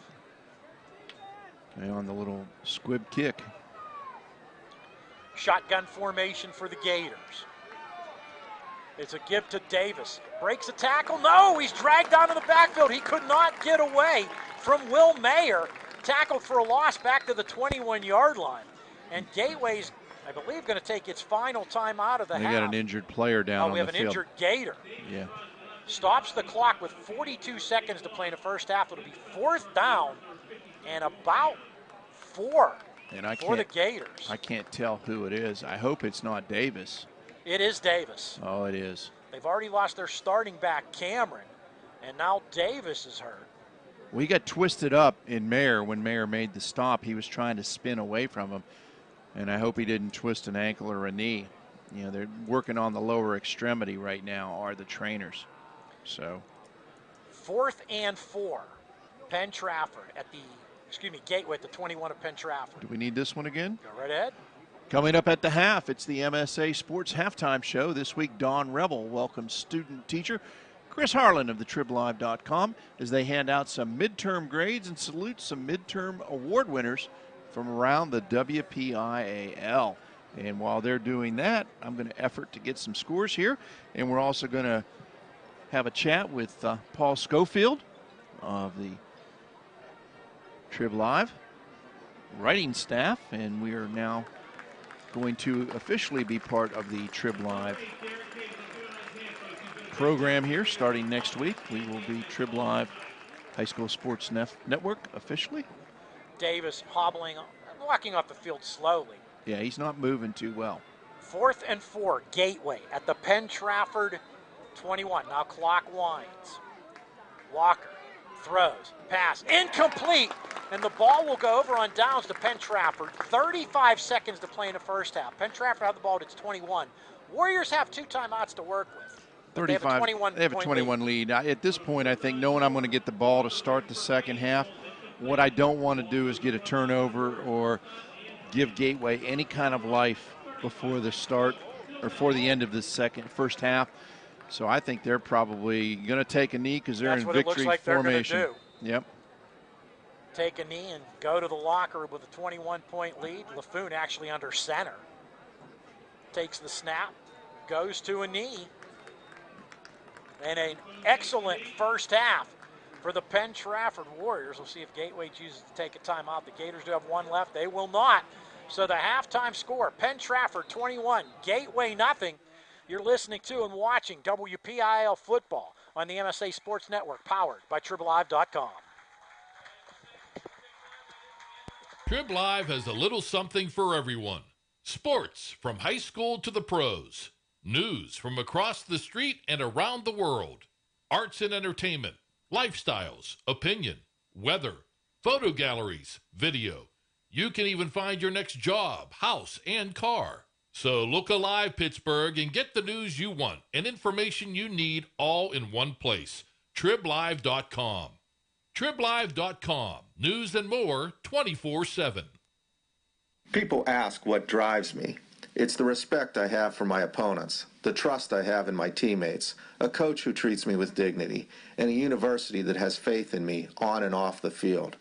That's what keeps me focused, why I practice harder, play my heart out. I play to win. I play for Carlo. Tell us your story using #WhatDrivesYou. Carlo University, a proud sponsor of the MSA Sports Network. The team at UPMC Sports Medicine doesn't just rebuild wrists and knees. They build better athletes. Athletes at every level who want to get stronger and faster and prevent injuries. Fact is, no other sports medicine program in the region is more experienced when it comes to treating, training, and inspiring athletes. UPMC, the official healthcare provider of the Penguins, Steelers, and you. Find out more at upmcsportsmedicine.com. AstroTurf, a pioneer in sports surfacing, proudly supports high school athletics. Visit one of their 280 fields in the tri-state area to see their cutting-edge technology. AstroTurf's focus on R&D enables them to provide innovative surfaces that protect athletes and stand the test of time. AstroTurf now propels performance with iconic turf fields and legendary Record-Tan tracks. They manufacture, build, and maintain a full range of turf and track systems for total quality control. Learn more at astroturf.com. There's a new fear, not of better options, of rising loan rates. It's real. Rates have gone up, and Dollar Bank still has one of the lowest around. With a rate as low as 3.29% APR with only $50,000 borrowed, fixed for 7 years, there's nothing to fear. You can renovate the kitchen or update a bathroom or two. So lock in your rate now before they, well, I don't want to say it out loud. If choosing the better option is your worry, you can be confident that Dollar Bank's loan experts have only your best interests in mind, since they're not paid a commission. So lock in your rate before they go up again. Get those home improvements done with a rate as low as 3.29% APR, fixed for 7 years. Longer terms are available. Stop by, call 1-800-242-BANK, or visit dollar.bank. Dollar Bank, mutually inspired. Rate is for well-qualified borrowers and includes a discount with a maintained qualifying checking account. Not available for the refinance of a Dollar Bank loan, line, or mortgage of less than $15,000 in new money. Monthly payment of $13.34 per $1,000 borrowed. Other terms and conditions apply. Subject to change without notice. Equal housing lender. Coming up next, Don Rebel and Chris Harlan with the halftime show. Sorry about that. Paul Paterra, Lou Rood at Warrior Stadium, Penn-Trafford High School.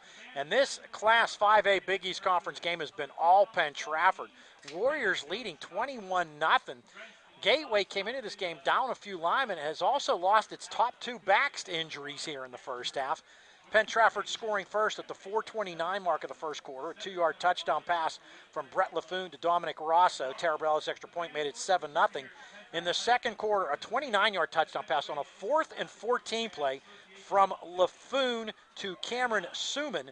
And then John Gay with a 5-yard run at 1:57 left in the first half. 21-0. Gateway has been in Penn-Trafford territory a few times, turning it over on downs a couple of times and once fumbling deep in Penn-Trafford territory. But Lou, something you've pointed out all night, this game's been won in the trenches by Penn-Trafford. Very much so. You know, they have just dominated on the offensive side of the ball, and their defensive line has kept Brady Walker running for his life and be forcing him to roll out a lot and make throws on the run just because of the pressure they've been able to bring on the Gateway quarterback. So very definitely the line play has been the key to the game tonight, and you know they've been able to run the ball at will, has Penn-Trafford.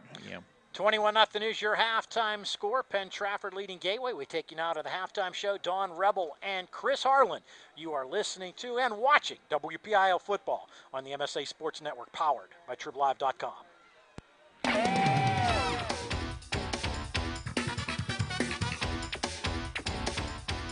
Welcome to the halftime show here on the MSA Sports Network, powered by TribLive.com. It is the Week 5 edition, the midway point of the 2017 regular season, and it's time to go to class. One of Chris Harlan's favorite things to do in the past, right? You loved school, didn't you? Absolutely. Absolutely. Chris is our student teacher, so he will be in charge here. I'm like the teacher. I will monitor your progress here as you begin to teach our class.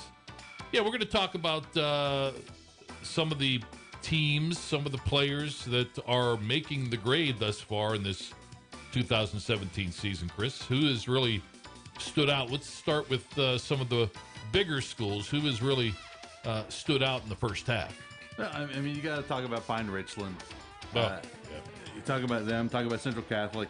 I like some other schools up here. You know, a Gateway. Having a Gateway this year, I would give them an A. I mean, look at that offense they've had this year. They're outscoring teams like crazy. I would give them. I'd give Penn-Trafford. They're in the midst of a big test tonight. They are. Yeah, A is a good grade for them. Go ahead. I'm sorry. I'd give Penn-Trafford an A also. I mean, there's two top students facing each other tonight in the schoolyard. No grading on a curve tonight. What about and that's 5A? Anything stick out as far as 4A is concerned? Yeah, I mean, you got South Fayette. They're kind of doing what you expected. You got to give them an A for what they're doing. I'd also give Mars a good grade at 4-1. They've really put together. I think they've overachieved from what we expected. And I'll give them an A at this point, too. When we line up all the students in 4A for that spelling bee, last year there was great anticipation it was going to be South Fayette and Thomas Jefferson left standing. Will those be the two final students in your mind? I think so. I think in the spelling bee, those are the final two. And who spells the final word, we don't know yet. All right. As long as, South Fayette, they got tripped up on anthropology last year, and Newcastle made them pay. Let's get on to the smaller schools. Who has stood out, I guess I should say. Yeah, how about Elizabeth Forward? I mean, This is a team that missed the playoffs a year ago. They come into tonight leading the Interstate Conference. Out of nowhere. Yeah. And again, a lot of convincing victories. Yeah, and their quarterback threw for 350 yards a week ago. So, I mean, this is a team I think is for real. I'll give them an A. Okay. A for the Warriors. And how about Burgettstown? You want to give them a D because of how good their defense is. But we'll give them an A. This is a team that's only given up 9 points coming into tonight. I talked to Mark Druga, their coach, the other day. They run a 3-4, a blitzing defense. His brother, Rich, people remember as a former head coach, he runs the defense.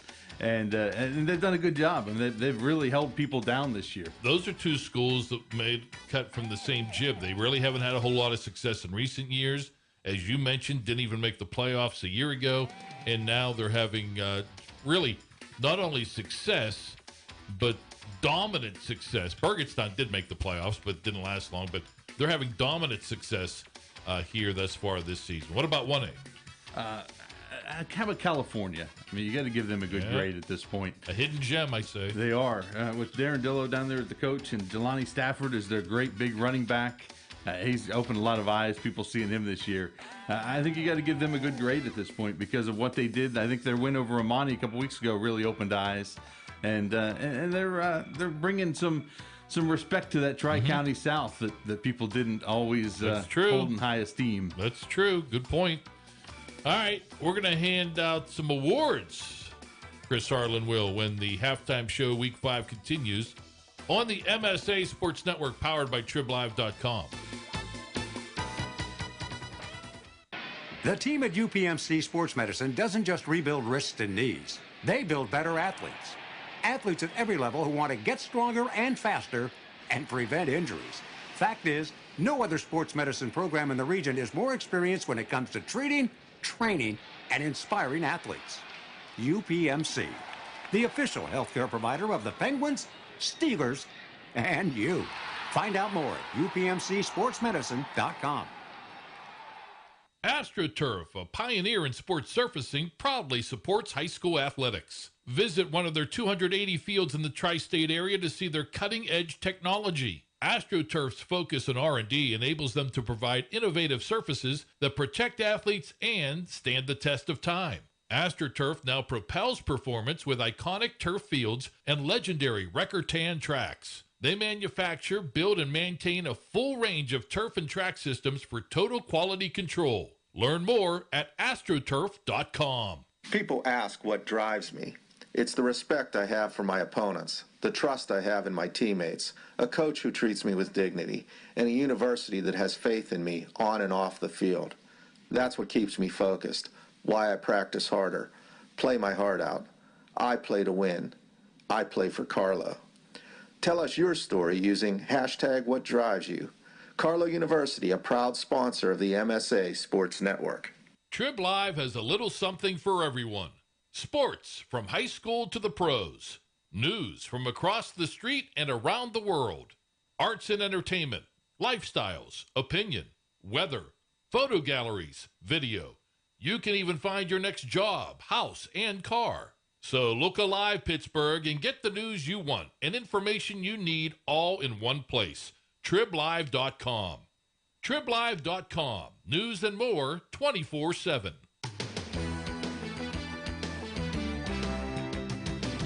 Week 5 halftime show here on the MSA Sports Network, powered by TribLive.com. Don Rebel with the Tribs, Chris Harlan. And he's our student teacher here this evening. He gave a salute and high grades to several teams in the first half of the show. Now here in the second half, it's time to hand out some mid-season awards. Yeah, we've had half a season now to see these guys, and let's pick some mid-season awards here. All right, I guess we'll start with the man who calls the shots, the head coach. Who is your half-year big school, small school coach of the year? I think with big school, you look around, and one thing I think stands out. How about West Allegheny's Bob Palco? He's won a lot of other stuff before. Probably this won't go on the top of his resume, being the mid-season coach of the year. But look what he's done this year with, in terms of who he lost. He lost to Kenny White, who transferred to Pine Richland. Right. He lost Brandon Lipford, a really good receiver who went to Montour. And that program, lose two playmakers like that would hurt a lot of programs out there. But this is a team that, with him as the coach, kind of fought through that turmoil. They stuck together. It never seemed to be an issue. And they're still undefeated coming into tonight and on first place in their conference. Yeah, and some tough games in the second half, and we'll see how good this Indians team is. But I think it's a great point in that we just expect some programs to be good every year. Right. And sometimes, they're good, but, the credit doesn't go to the coach a lot of times. And in this year, I think what Bobby's done, at least here in the first half, is a good point. Small school coach of the year. I don't think there's any question of this one. It's got to be Quaker Valley coach Jerry Vecchio. The Quakers, they lost their head coach just before the season. Jerry was a former coach there years ago, former athletic director. They asked him to step in, and he steps in, and they win immediately. They have a big win last week over Central Valley, a shutout. You look at that group, and what he's been able to do in such a short time, I think you got to make him the small school coach of the half year.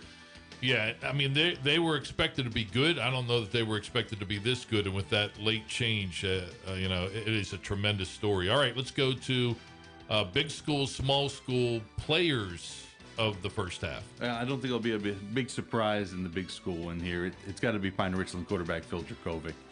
He came into the season with all the weight of the expectations and everything, all the eyes on him, and he's exceeded expectations. A guy who missed the second half of last year with a thumb injury.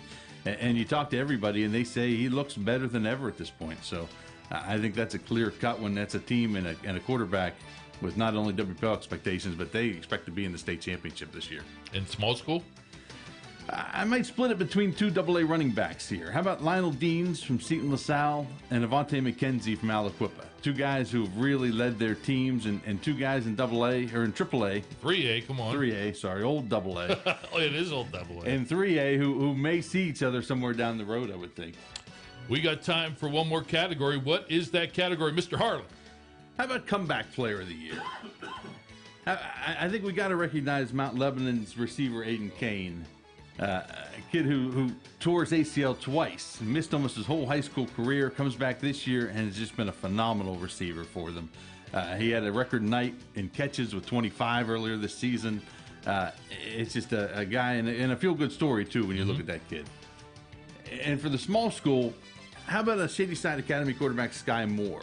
A kid that had an ankle injury last year, missed the whole season, came back this year, and has really been a difference maker for that Shady Side Academy team. You could say the sky's the limit. You could. You might not want to, though.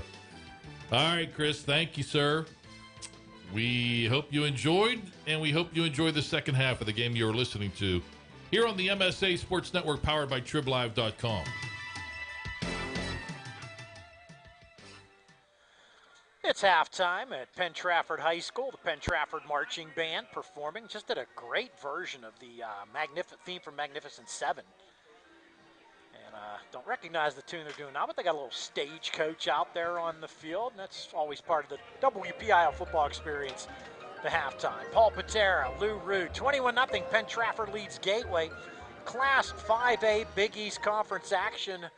And you've got some other scores for us, Mr. Rood, do you? Yes, I do. I efforted them during the halftime show here. Class 6A, Pine Richland, Pittsburgh Central Catholic. Take a guess. I saw the score. Okay. It is 47-3, Pine Richland over Pittsburgh Central Catholic. Unbelievable the year that the Pine Richland Rams are having at this point. Penn Hills over Seneca Valley, 26-7. Butler over Shaler, 34-0. Those all three out of the Northern 7 Conference. In the Southeastern Conference in 6A, Bethel Park over Hempfield, 28-7. Peters Township over your alma mater, Paul, 7-0. Altoona and Cannon McMillan all knotted up at 20. 5A, Allegheny 9 Conference, Upper St. Clair, 21-6 over Char Valley. Woodland Hills over Hampton, 14-0. Fox Chapel, here's a surprise over Moon, who defeated North Hills last week, but Fox Chapel up 28-0. Wow. North Hills leading Baldwin 14-6. Our game here in the Big East Conference, Penn-Trafford over Gateway 21-0. Other Big East scores, Franklin Regional 27, Connellsville 0. Armstrong over Plum 20-0. 5A non-conference, West Allegheny 31, Kiski area 7. 4A Northwest 9 Conference, South Fayette over Blackhawk 26-0.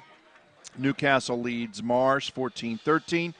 And Montour over Knock 28-3. Big 9 Conference in 4A, TJ over Ringgold 35-7. Somewhat of a surprise here in the second quarter. Laurel Highlands leading Bell Vernon 7-6. Also in the Big 9 Conference, West Mifflin and Greensburg-Salem tied at 7 apiece. And you mentioned the great evening that the young man from Trinity is having running the ball. Well, Trinity's having a great evening all the way around. It's 48-0 Trinity over Uniontown. 4A non-conference, no report on Albert Gallatin and Highlands. 3A Beaver Valley Conference, Beaver 14, Central Valley 10. Allegheny Conference, Seton LaSalle 14, Apollo Ridge 7. Also in the Allegheny Conference, it's Keystone Oaks 14, Shadyside Academy 13. Freeport over Burrell 14-0. Interstate Conference, Elizabeth Forward leading Mount Pleasant 28-7. McGuffey over Yawkes 7-0. Waynesburg over Southmoreland 22-7. Non-conference 3A, Aliquippa leading South Park 39-0. Valley over Elwood City 6-0. 3A versus 2A non-conference, Brentwood 27, Deer Lakes 0. And Derry leads Fraser 28-0. Also 3A versus 2A non-conference, it's New Brighton 20, Beaver Falls 6. 2A, Three Rivers Conference, South Allegheny, who had a very respectable game against Steel Valley, now finds itself on the short end of the stick against Sarah Catholic 19-0. No report on East Allegheny and Carleton. Riverside over Freedom 14-7 from the Midwestern Athletic Conference. Neshannock over Laurel 21-0. Southside Beaver over Mohawk 21-7. Century Conference, Charleroi over Bentworth 35-7. 2A non-conference, Cardinal World North Catholic over Avonworth 28-14. 2A versus 1A, Washington over Stowe Rocks 26-8. Big 7 conference in 1A, it's Rochester over Northgate 20-0. Union over Summit Academy 15-14. Tri-County South in 1A. It's California 39, Monessen 0. Fort Cherry 13, West Green 6. Jeff Morgan 20, Avella 0. Eastern Conference, somewhat of a surprise here. Imani Christian 12, Clareton 6 at the half. Also in the Eastern Conference, Jeanette over Bishop Canavan 32-0. Springdale over Riverview 21-6. And Greensburg Central Catholic leading Leechburg 20-13. And those are the scores, Paul, that I have for you.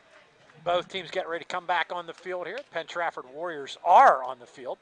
Green jerseys, white numerals, white pants, green helmet with the Warrior spear on the helmet. And I see Mr. Schofield is ready. If you just hand him the old crowd mic there, maybe we can conduct our interview. Yeah, we got time for a couple of quick questions. Paul Schofield of the Tribune Review joining us up here in the press box. Paul. As we knock everything all over the place. Yeah, first of all, of course, the partnership with the MSA and the TribTotal Media. Your thoughts on that first? Well, first of all, welcome you two. You both of you guys and I go back a long way. Lou, I think I don't want to tell anybody, but 40 years I do believe. I believe it was in the 70s. It was. I remember you and I covering Bell Vernon when they won their WPIAL championship in 1978. So it goes back a while. Yes, it does. So, what are my thoughts of the first half? You talked about Gateway's line being decimated, and I think Penn-Trafford's taking advantage of that, like running the county trays and stuff like that. They're getting good push down the line. Gateway's just not finishing. They've been in Penn-Trafford territory 3 times. They fumbled once, and they didn't finish drives. But, looking at statistics, and I did a few at halftime, unofficial, but I'll give you what I have. Gateway only has 4 yards rushing in the first half. Walker had 13 on 2 carries, and they've lost 9 yards the rest of the way. Meanwhile, you got Lisbon with 26 yards for Penn-Trafford, Gay with 54, and LaFoon with 57. And in the passing department, Walker is 11 for 22 for 125 yards, but he seems off. I mean, he's missing some wide receivers. And, he's a 3-year starter, and he just seems to be a little off tonight. And then, but LaFoon, on the other hand, is 5 for 9 for 107 yards, and of course got to two touchdowns. Penn-Trafford's just finishing, and right now they're in control, and they're going to get the ball to start the second half. Yeah, and I think too, Paul, when you look at the way that Walker's throwing the ball, you said he's off tonight, and I think the pressure that Penn-Trafford is able to put on, most of the time he's having to throw on the run. They've been forced to roll him out just because there's so much pressure coming from the Penn-Trafford defensive line. Yes, and the other thing too, and you guys have mentioned, Gateway's lost both running backs, so now Gateway's one-dimensional, which is going to play right into Penn-Trafford's hands, and Penn-Trafford doesn't have to throw the ball right now. No. They can run the guys and get 4 or 5 yards at a clip and run this clock out. Yeah, and it should be very difficult for Gateway here in the second half because Penn-Trafford knows that they're going to have to throw the ball. They don't have any running backs left. Their last one was a freshman. Who do they have left after that is the question you have to ask at this point. They know they've got to throw the ball, and they can just turn it loose up front. Defensively, those linemen can pin their ears back and go after the quarterback. Right, and you got to be impressed with John Ruane. John Ruane is going to do. You got to better be prepared to play a Penn-Trafford football team, because it's not surprising that he tries onside kicks. And he opened the game with an onside kick. And then 3 plays later, he tries a flea flicker. They didn't score points, but he set the tone. That long pass to John Gay down the sideline.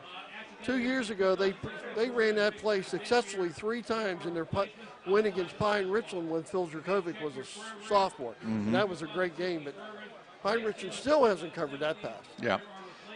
His risk-taking and his style of play calling reminds me of somebody I coached with for a while back at Bell Vernon, and Gary Dongelli. He's not afraid to go after things. He'll take the chances that he needs to take to be successful. Sometimes they work, sometimes they don't, but more times than often they do work, and then that gets the kids believing in that as well. Right. And he was saying, hey, Gateway, we're here to play. I'm going to kick onside. If you get the ball at midfield, that's all right. My defense is going to stop you.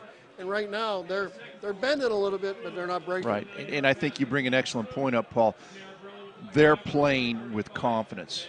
They believe that they're going to go out there and make things happen, and they are. They're making them happen. And right now, there's that doubt on the Gateway sideline, and they've got to find a way to turn that doubt around here in the second half. And the second half is just about underway. Don't mean to interrupt, guys, but well, Paul and I were you guys are having a nice the other Paul and I conversation. were it's the first chance we've had to work together. You know, and Logan Hawkins went down early for Penn-Trafford early in the game, and that line hasn't missed a beat. No, they have a good haven't. second half, guys. Thank All you, right. Paul. Thank you, Paul Schofield. Schofield. Tribune Review. Gateway kicks off the second half. Penn-Trafford on the return over the 25 to about the 29-yard line. Trying to situate the crowd, Mike, here. That was Lisbon on the return after the kickoff by Gateway's Jason Jenkins, maybe the smallest player in the WPIAL, the freshman kicker for Gateway, 5'2", 105 pounds. So That's called kick it far, kick it deep, and get out of the way. Penn-Trafford 1st and 10 at its 30. Empty set, quarterback Cam LaFoon. His older brother Brett quarterback years ago, and then went on to play at Grove City. Cam LaFoon takes the snap, and he's going to run off the left side. Be stuffed after a short pickup. Nice about play. A yard. Nice play by Tommy Woodson. He defeated the block and then came in and kind of made a high shoulder tackle on LaFoon. Took him down quickly, but Woodson with a good start, at least defensively, for Gateway. 2nd and 9, Penn-Trafford at its 31. Twins coming to the near side of the field. That's the wide side as the ball's on the far hash mark. Empty set again for the Warriors. This time the snap goes to Lisbon. Lisbon stuffed after a short pickup. Coming up to make the tackle, Jeremiah Joseph. Lisbon maybe a yard, 3rd and long. At least on the first 2 plays, second half. Gateway looks a little bit fired up. Yeah, they've changed what they're doing defensively. They did a little bit of a pinch that time, and Josephs just came in untouched off the corner and blew the play up in a hurry. So we'll see what adjustments Penn-Trafford makes now to what Gateway's doing. No gain on the play. It'll be 3rd and 9, Penn-Trafford at its 31-yard line. Empty set for LaFoon. Man in motion. That's Dimitri George from left to right. LaFoon looking to pass. Steps up in the pocket. Rolls right now. Getting some pressure. He's in trouble. Going to be sacked. Back at the 25-yard line. 3 and out. A good defensive series to start the second half by the Gateway Gators. Yeah, Kane Cleveland came clean that time from the backside. Able to run LaFoon down and make the tackle. And excellent start to the second half for Gateway defensively. 4th and 15, so Penn-Trafford have to punt for the first time tonight. Tarabrella to kick. Courtney Jackson is deep for the Gators, and Gateway should get decent field position. Punt back, Jackson up. He's going to take it on a bounce back at about the 25-yard line.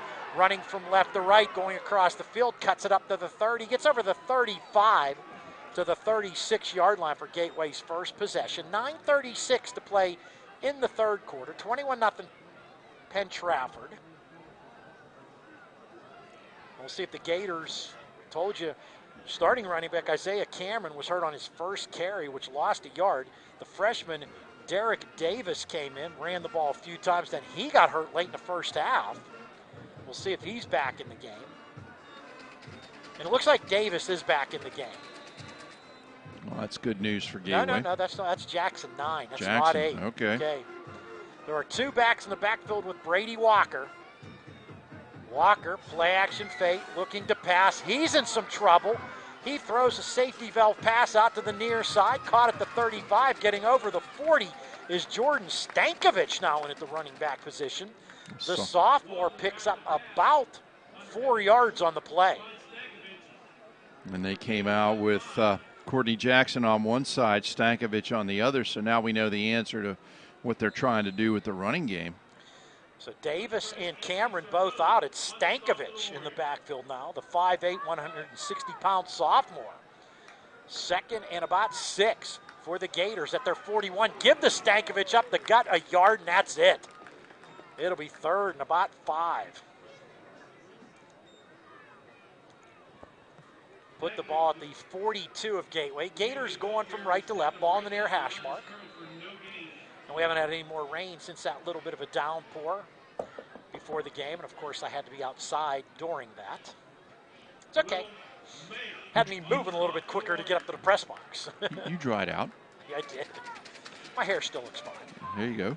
3rd and 5. Gateway at its 42. Stankovic to the right of Walker. Trips far side.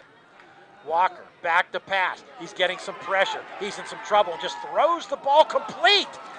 Threw that pass ball in the grass, complete to number 2, Jeremiah Josephs, and that's very close to a first down. I think he's going to have it based on the spot. Or are they marking him just short? Short by about a yard. They're going to measure.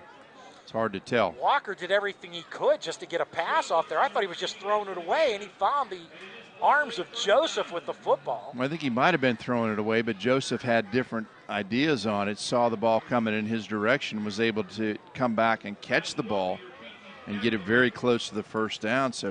So far, Gateway has come out as a completely different team here in the second half. And Don Hall must have really had something to say.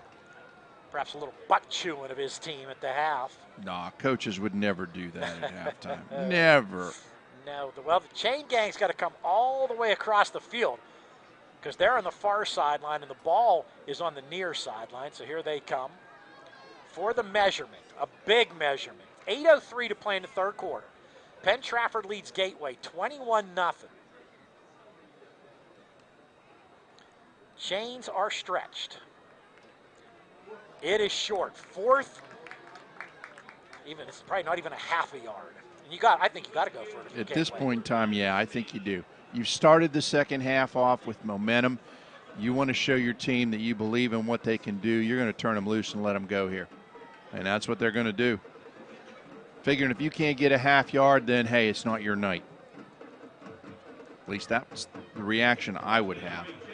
That's how I would approach it. Measuring it again, putting the ball in the middle of the field. If that'll change the complexion of things at all.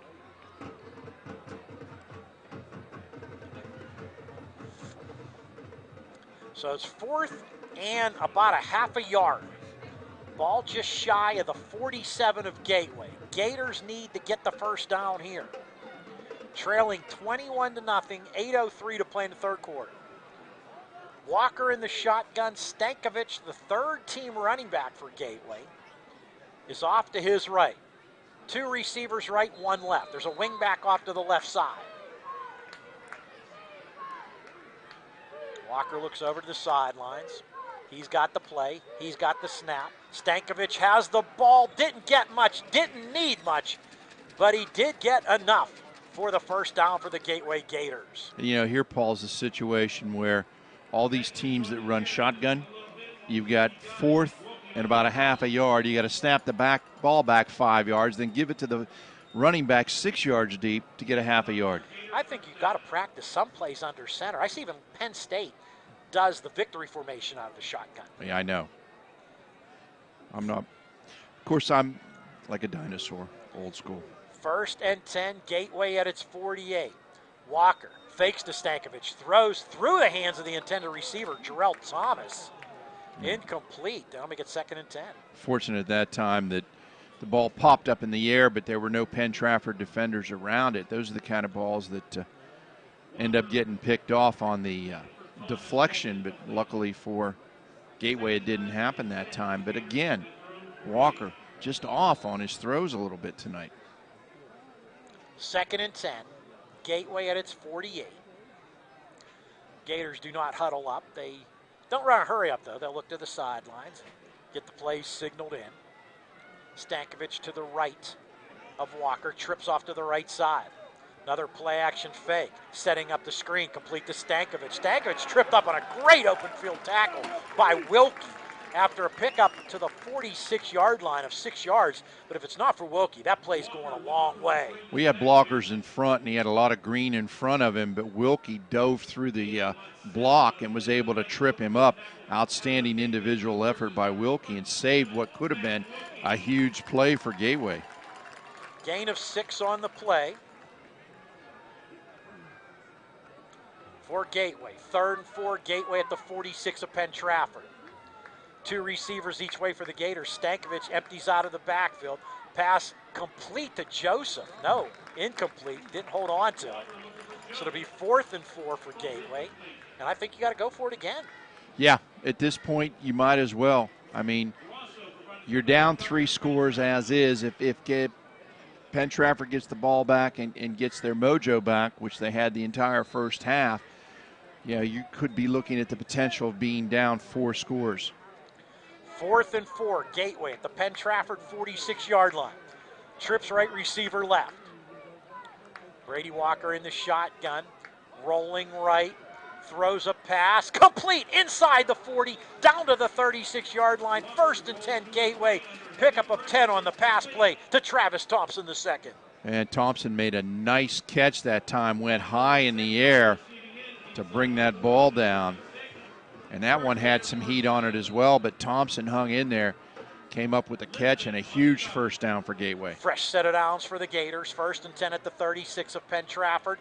6:47 and turning to play in the third quarter. 21-0 Penn-Trafford. Walker fakes the pass on the flat, throwing deep, incomplete. Trying for Thompson, but double coverage downfield by Penn-Trafford. Nice concept that time on the play. He looked to Stankovic on the flare, gave him a little pump fake like he was going to throw the flare to him, then turned and tried to throw the poster out downfield, but good double coverage by Penn-Trafford on the play. They were not fooled by the pump fake. 2nd and 10. Gateway at the 36 of Penn-Trafford. 4 receivers set this time. 2 each way. Shotgun formation. Stankovic to the left of Walker. Walker throws, pass complete, right side. Down inside the 30-yard line. Looks like they're going to mark him right at the 30. A 6-yard pickup on the pass play to Thompson. I'll make it 3rd and 4. 27 passes for Walker, 150 yards. And again, nothing fancy that time. Just had his receiver go out about 5, curl up, pitch and catch. He hit him right on the money and able to turn it upfield and pick a couple extra yards up. 3rd and 4, 4-down country again, of course. Gateway at the 30 of Penn-Trafford. Empty backfield, 5 receivers set, 3 left, 2 right. Walker throwing another quick pass, complete down to the 25-yard line. And taking a pop is Jeremiah Josephs after he makes the catch, but that's enough for another Gateway first down. Yeah, Caleb Lisbon came up in a hurry to make the tackle, but Josephs made a nice play to catch the ball and then an even nicer play to hold on to it after that pop. Clock rolling with 5:43 and turning to play in the third quarter. It's 21-0 Penn-Trafford. Gateway on the move again. Gators have been inside Penn-Trafford territory 3 times tonight. Fumbled once and turned it over on downs 2 times. Walker in some trouble. There's the spin move, and he had a hold of his jersey, got rid of the football. I believe it's going to be ruled an incomplete pass. Tried the spin move. The defender had a hold of his jersey. Walker just cocked the arm forward, put it on the ground. But the ruling appears to be incomplete pass, or is it going to be a sack? See what the officiating crew decides. Usually we have the officials' names for you, but nobody brought a card up to the press box. Wow. Tonight. So shocking. Incomplete pass is the call, so it'll be 2nd and 10. And that was going to be about a 20-yard loss on that play, if not worse. That was going to be a big loss. So it'll be 2nd and 10, Gateway at the Penn-Trafford 25. This is the area where Gateway has stalled its drives tonight. Stankovic in the backfield with Walker to his left. Josephs is wide left. You got Trips right side. Walker with the floating pocket right. Throws complete underneath. No, incomplete. What a hit. He was absolutely drilled. That was Dimitri George on defense, putting the lick on the intended receiver there, who's getting up a little worse for wear. He about broke him in half on that. He got there the exact same time as the ball. Travis Thompson, the second intended receiver. 3rd and 10 now for Gateway. Thompson's going to stay in the game. Ball still at the 25 of Penn-Trafford.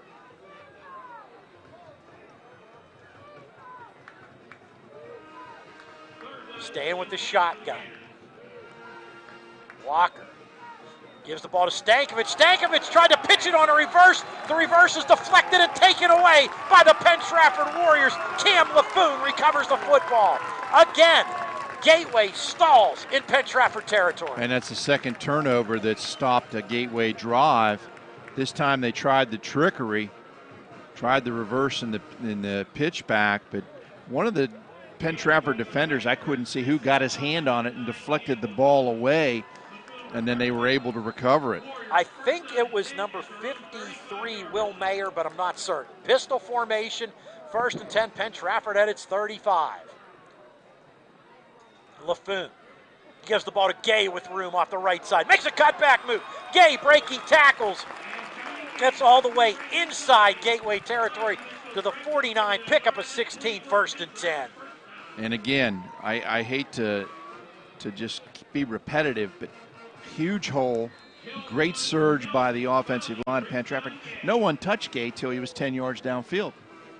4:57 and turning to play in the 3rd quarter. Penn-Trafford leads Gateway 21-0, and the Warriors on the move again. Gay, right side, this time stacked up at the line of scrimmage. Might even have lost a yard back to the 50. Be 2nd and 11 for the Warriors. Yeah, the initial contact, Kanan Cleveland stacked him up, and then coming in to finish it off was Kelvin Nelson, on the stop for Gateway. But Cleveland's the one that initially just blew the play up. Cousin tackling Cousin.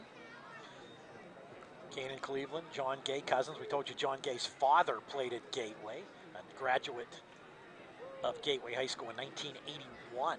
2nd and 11, Penn-Trafford at the 50. Man in motion from right to left. LaFoon's going to keep the football. He tries to get around right end. Flag down. I think he might have gotten the face mask. I really do, I think you're right. Because his head kind of turned a little bit on the initial grab. And now Kelvin Nelson asking to come out as he's gimping off the field gingerly. Another one of the many freshmen playing for Gateway tonight.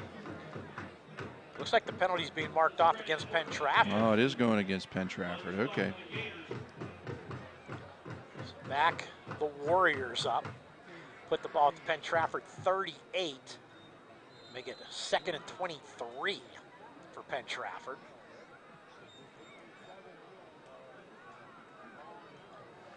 Warriors can burn clock here. You got that 21-0 lead. Well, penalties are one of the few things that have been able to stop Penn-Trafford tonight. Empty backfield. LaFoon in the shotgun. 4 receivers to the left. Gateway 7 in the box on defense. LaFoon rolling left, getting some blindside pressure. He's going to be dropped back at the 35-yard line. There's that Kenan Cleveland again making the stop. Couple of big plays on defense. And for Cleveland him. that time was lined up at left defensive end, and he ran LaFoon down from behind.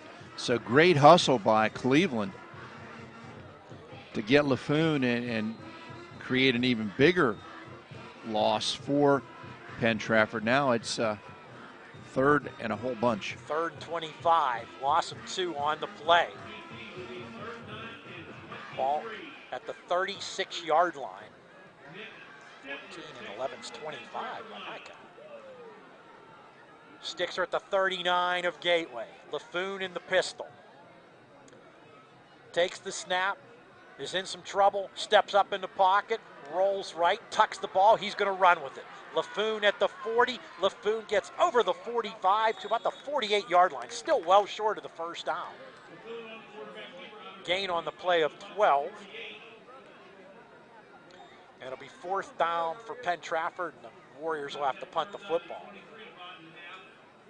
So a nice stop by Gateway's defense with help from the big penalty. And they get the ball back. Now they've got to try and do something with it and not get stalled this time. Courtney Jackson going deep for Gateway. Tarabrella to punt. Tarabrella hit this one from about his 40. Jackson standing at the Gateway 20. This is only their 2nd punt tonight, isn't it? Yes, and they're burning the clock. Low snap, but Tarabrella corrals it. Kicks it on the ground near side, and it's going to roll inside the 5 and be downed. No, it's going to be called a fumble. Did he call that? No, he gave the ball. He gave the ball to Gateway, okay. Gateway, but marked it at the 5-yard line. All right, the way there was... If anything, I thought it might have glanced off the shoulder pad of the gunner from Penn-Trafford who was running downfield. Nico Santamaro downed that at the Gateway 5-yard line. Good special teams work, and the way he emphatically pointed there, I guess he was saying it was not a fumble. 1:48 to play in the third quarter. Penn-Trafford 21, Gateway nothing. Gators with the ball 1st and 10 at their 5, and even though we're in the third quarter, time's becoming of the essence for the Gators here. It is. I mean, they've had the opportunities. As you said, they've been inside the red zone 3 times tonight and have come away empty. 2 turnovers and then a turnover on downs, and they come up with nothing. That's why they've got a goose egg on the scoreboard right now. Penn-Trafford has been the top defense in Class 5A this year. The Warriors have already pitched 2 shutouts this year, only allowing 6 points per game. And they've had the old bend but don't break philosophy working to perfection tonight. Give to Stankovic off the left side. He's going nowhere. Did get back to the line of scrimmage, but making yet another play on defense. Matt Wilkie, the 5'10", 195-pound senior, is a very active linebacker for John Ruane's defense. The whole defense has been impressive. They fly to the football, and they get there with an attitude when they arrive. There have been some big hits from the Penn-Trafford defense tonight. That was actually Jaquan Thomas who carried the football. Gateway's on its 4th running back of the evening. Fake to him, Walker in the end zone. Throws the ball left-handed to throw it away. It's just going to be ruled incomplete. Don't think grounding's going to be called or anything. He had a receiver somewhere in the vicinity. Jay Johnson, 37, was over there. Smart play by Walker. But it'll be 3rd and 10, Gateway at its 5. Not real pretty, but a smart play. He had to put that ball in his left hand to throw it. Nedley putting on the pressure for Penn-Trafford. So Thomas, the running back, the sophomore, to the right of Walker. Walker fakes to Thomas, throws a pass, has a man but overshot him. Jeremiah Josephs was open on the far side of the field. Walker misses him.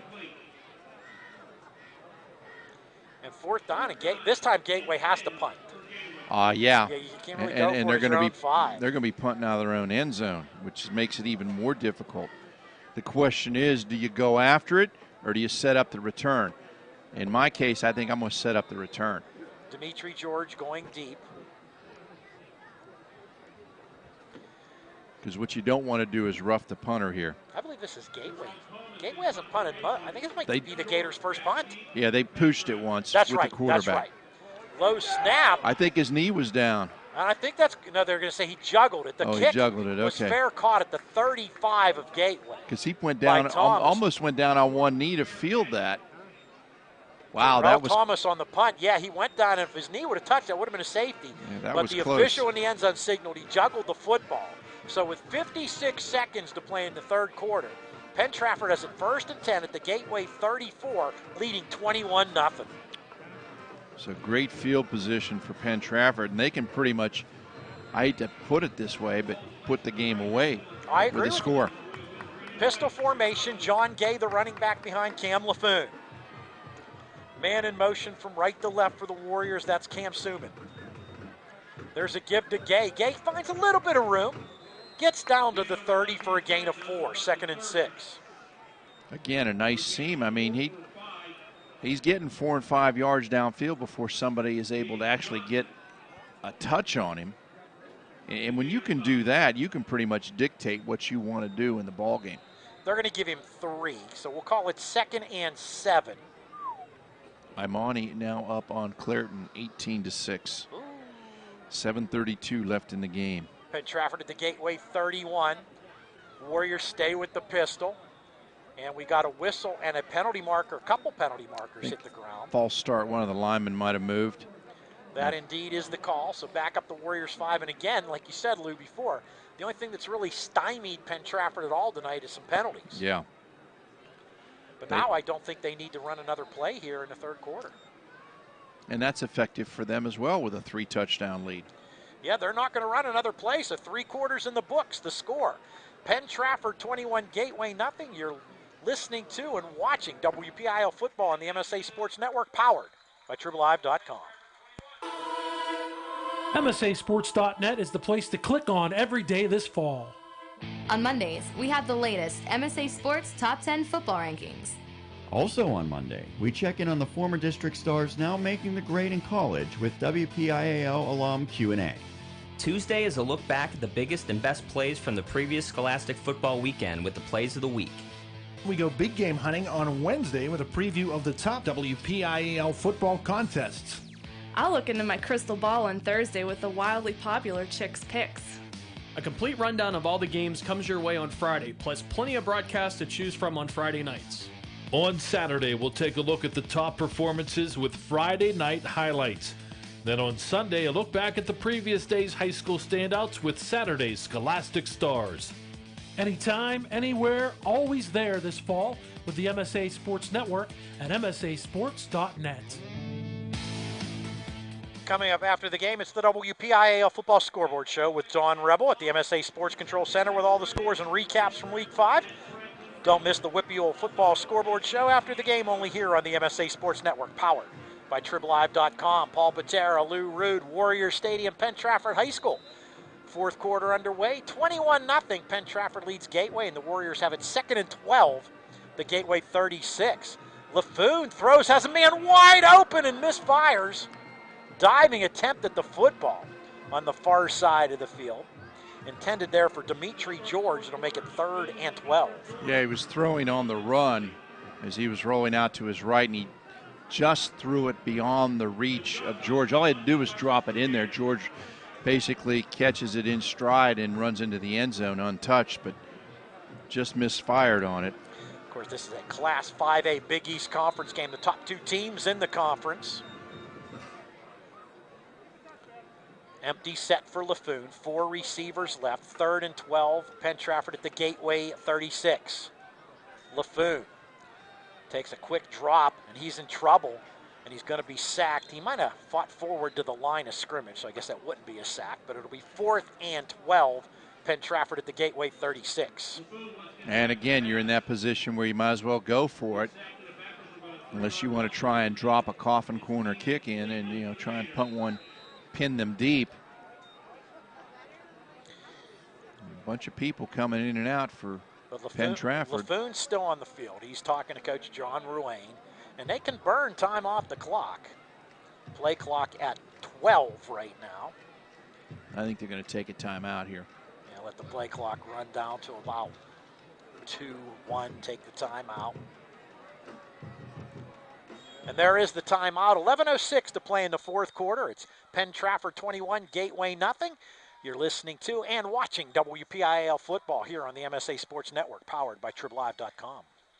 Who showed you how to get to Sesame Street and took you to visit Mr. Rogers' neighborhood? WQED. And now, WQED and PBS Learning Media can help you travel through space, get an up-close look into Vietnam, and be in the front row of a Broadway show. In collaboration with local school districts, community organizations, and local libraries, WQED continues to create experiences that remake learning for students, teachers, and lifelong learners. For more info, visit WQED.org and begin your adventure. For several years, ProGrass has been recognizing the efforts of high school athletes in Western Pennsylvania. Now the ProGrass and AstroTurf have united under the AstroTurf name. The team at the new TribLive High School Sports Network is pleased to say that AstroTurf has joined our high school sports sponsorship family. AstroTurf is one of the most iconic brands in sports, and we are thrilled to have them on board.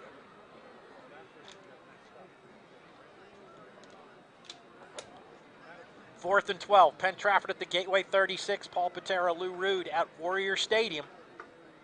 Man in motion from left to right. LaFoon back to pass on the 4th down play. He's going to throw a deep ball, and that's too far for Dimitri George. So the ball will go over on downs to the Gateway Gators. Trail 21-0. Ended up throwing it out of bounds, actually. 11 minutes to play in the fourth quarter. 21-0, Penn-Trafford leads Gateway, and Gateway doesn't have too many chances left. I think if you don't score on this possession, you have lost the game. Yeah, I think you definitely have to try and make something happen at this point in time. As you said, they're running out of time very quickly. Even though it's the start of the fourth quarter, it'd be different if they'd shown some scoring prowess tonight.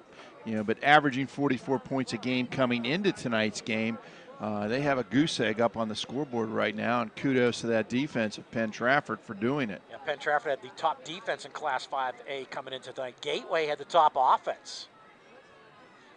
Empty set, 3 receivers left, 2 right. Brady Walker in the shotgun. Now we've got a Flag down on the field. delay a game against the Gateway Gators. Yeah, you can see the play clock got down to 0. This will be 1st and 15, Gateway at its 31. As we told you, both teams, big conference games on the road next week. Gateway travels to Plum, and Penn-Trafford will be on the road to take on Franklin Regional. So 1st and 15, Gateway at its 31 now. Same formation, 2 receivers right, 3 left. Penn-Trafford 3 across the defensive front. Quick pass over on the left side. It's complete, getting over the 30, only to about the 34-yard line on the play for the Gateway Gators. Making the catch there was number 2. That's Jeremiah Joseph. Pickup of only 3. 2nd and 12. Yeah, he ran him on a little slant route there, but great coverage defensively by Penn-Trafford. They were right there to make the tackle after a very short gain. 2nd and 12, excuse me. Gateway at its 34. Gators going from left to right. Play action fake from Walker. Here comes some pressure. Walker rolling right now, spins, goes left, throws a pass that way. It's complete, but going nowhere is the man who caught that football, Jarrell Thomas, and it's going to be 3rd and long for Gateway.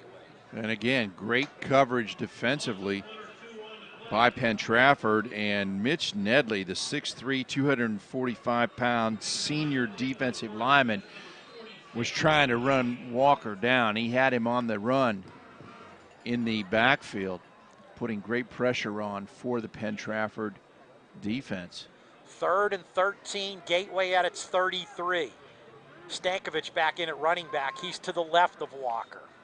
Walker takes the shotgun snap. He throws a pass, going high for it, but not able to pull it in is Courtney Jackson. And it'll be a 4th and 13 for the Gateway Gators. Now they're going to be forced to punt it away because they're deep in their own territory, and the clock is not their friend at this point in time. No, no, no for Penn-Trafford. The Warriors could quote the Rolling Stones song, "Time is on my side." Ooh, throwback reference. What the heck? Of course, I'm dating myself because I know it. We're not a couple of youngsters. No, we are not. Thomas into punt for Gateway. George deep for Penn-Trafford. Warriors, they're coming after Thomas. But he gets the kick off. George lets it hit. He's going to let it roll a bit, and it's going to be downed at the 32-yard line of Penn-Trafford by number 37 for Gateway, Jay Johnson. 9:24 to play in the 4th quarter. Penn-Trafford 21, Gateway nothing. And now Penn-Trafford, they're going to look to just run clock, run the football, and see if they can't, if not ice the game, come close to icing it on this drive. They're close to that point right now.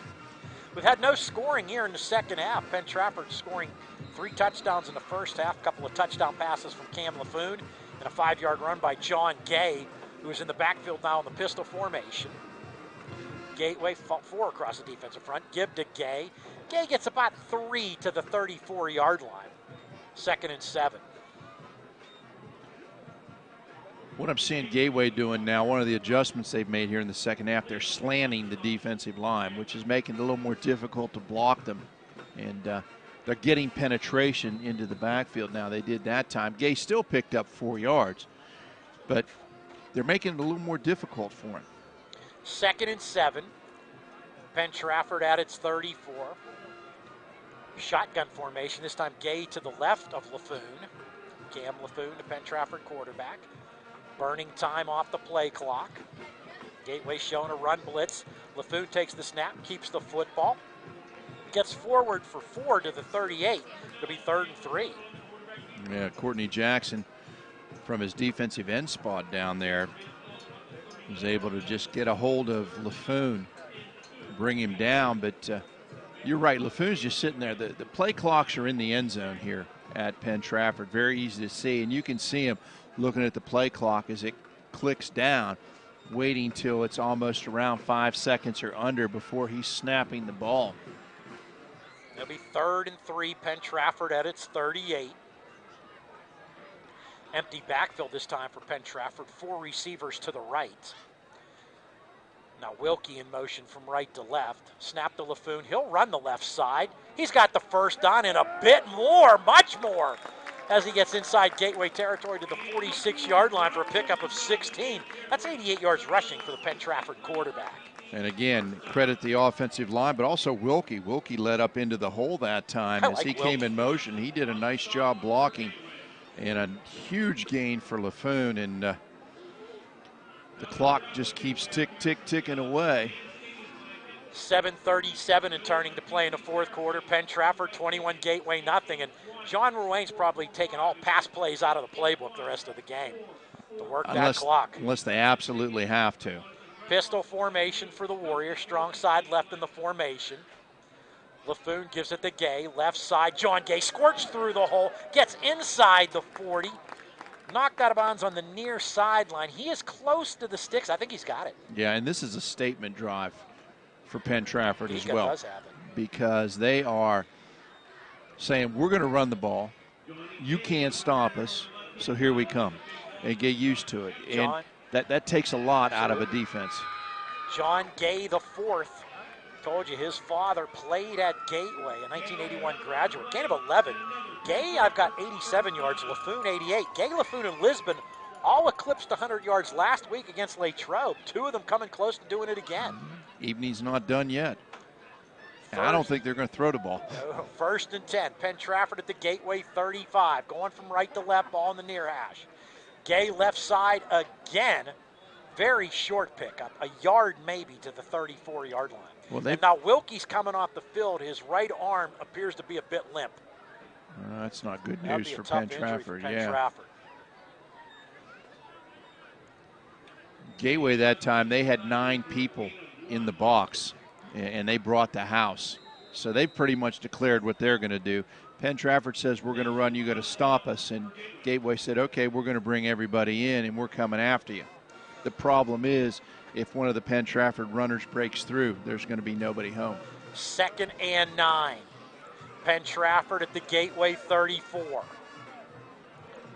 Laffoon burning play clock again. Snaps it at 4. Keeps the football off the right side. Gets to about the 31 for a pickup of 3, 3rd and 6. And they brought everybody again. I was looking for Wilkie on the Penn-Trafford sideline. I don't see him. There's a lot of players, so I don't. There are a lot of players down there. 3rd and 6.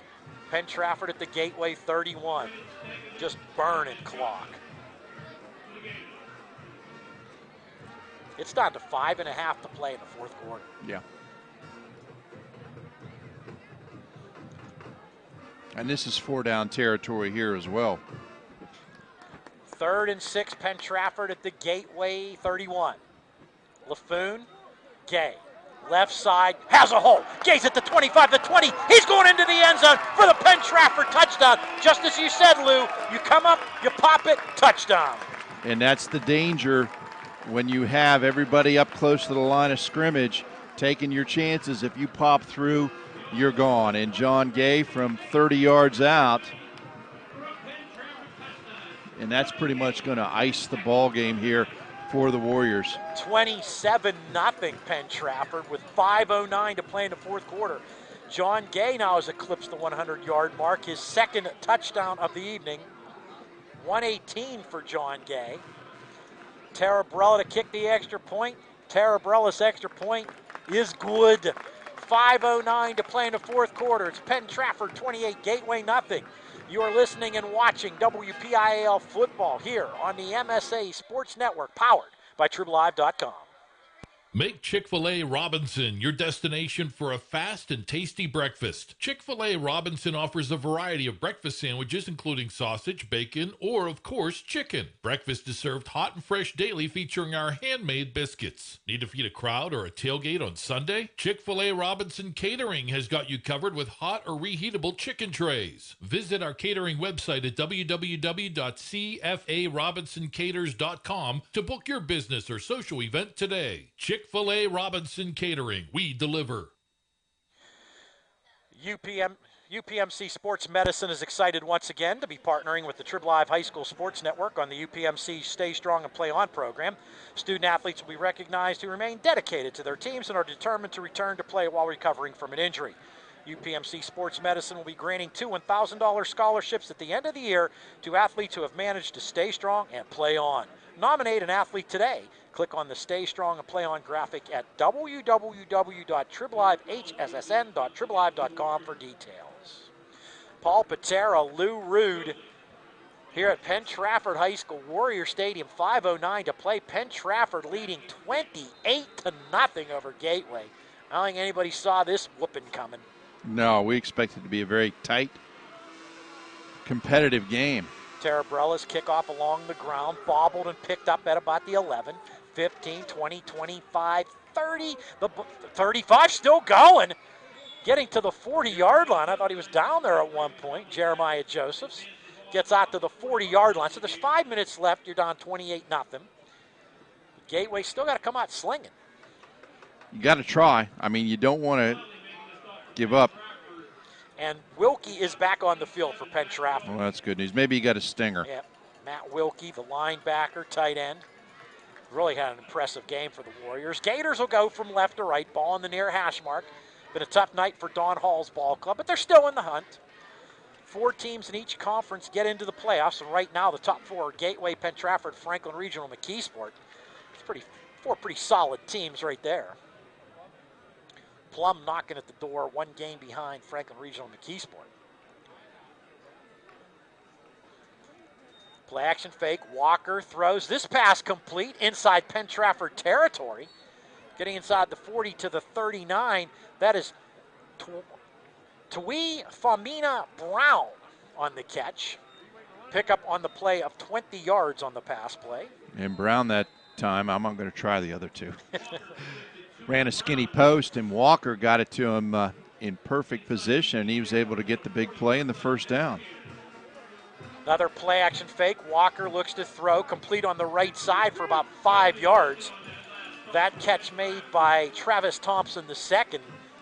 Dimitri George came up and gave him the hit. Yeah, came up quickly and made the hit. 38 passes for Brady Walker, closing in on 200 yards passing for the day. Clock still running with 4:20 and turning to play in the 4th quarter. Walker takes the shotgun, play action fake, throws complete. No, through the hands of Thompson. The old Cardinal sin, starting to run before you got the football. Well, it was just a little bit behind him. He was reaching back over his left shoulder to catch the ball and didn't concentrate quite enough. Lucky that thing didn't get picked off by a Penn-Trafford defender. This will be 3rd and 5, Gateway at the Penn-Trafford 35. As we told you, Penn-Trafford has 2 shutouts this season, shutting out arch rival Norwin opening day. And then 2 weeks later, a 48-0 win over Plum. Walker rolls left, steps up, pumps, throws, complete. Inside the 25, running with the football, getting to about the inside the 20 to about the 18. Fighting hard there for yardage was Jarrell Thomas. And Walker now over 200 yards passing, pickup of 17 on the pass play, so he's got 210 by my count. That is his 40th pass. So 1st and 10, Gateway at the 18 of Penn-Trafford. Running back to the right of Brady Walker is Penn-Trafford. Gateway going to try to get on the scoreboard. Walker rolls right, then left, has all kind of time, and then just slides down for the sack. He had at about to. The 22-yard line. Cameron Elma was right in his face, and if he didn't slide down, he was going to get clobbered. Again, good coverage by the secondary of Penn-Trafford. Walker was trying to find somebody open, couldn't. You could call that a coverage sack. Loss of 4 to be 2nd and 14, Gateway at the Penn-Trafford 22.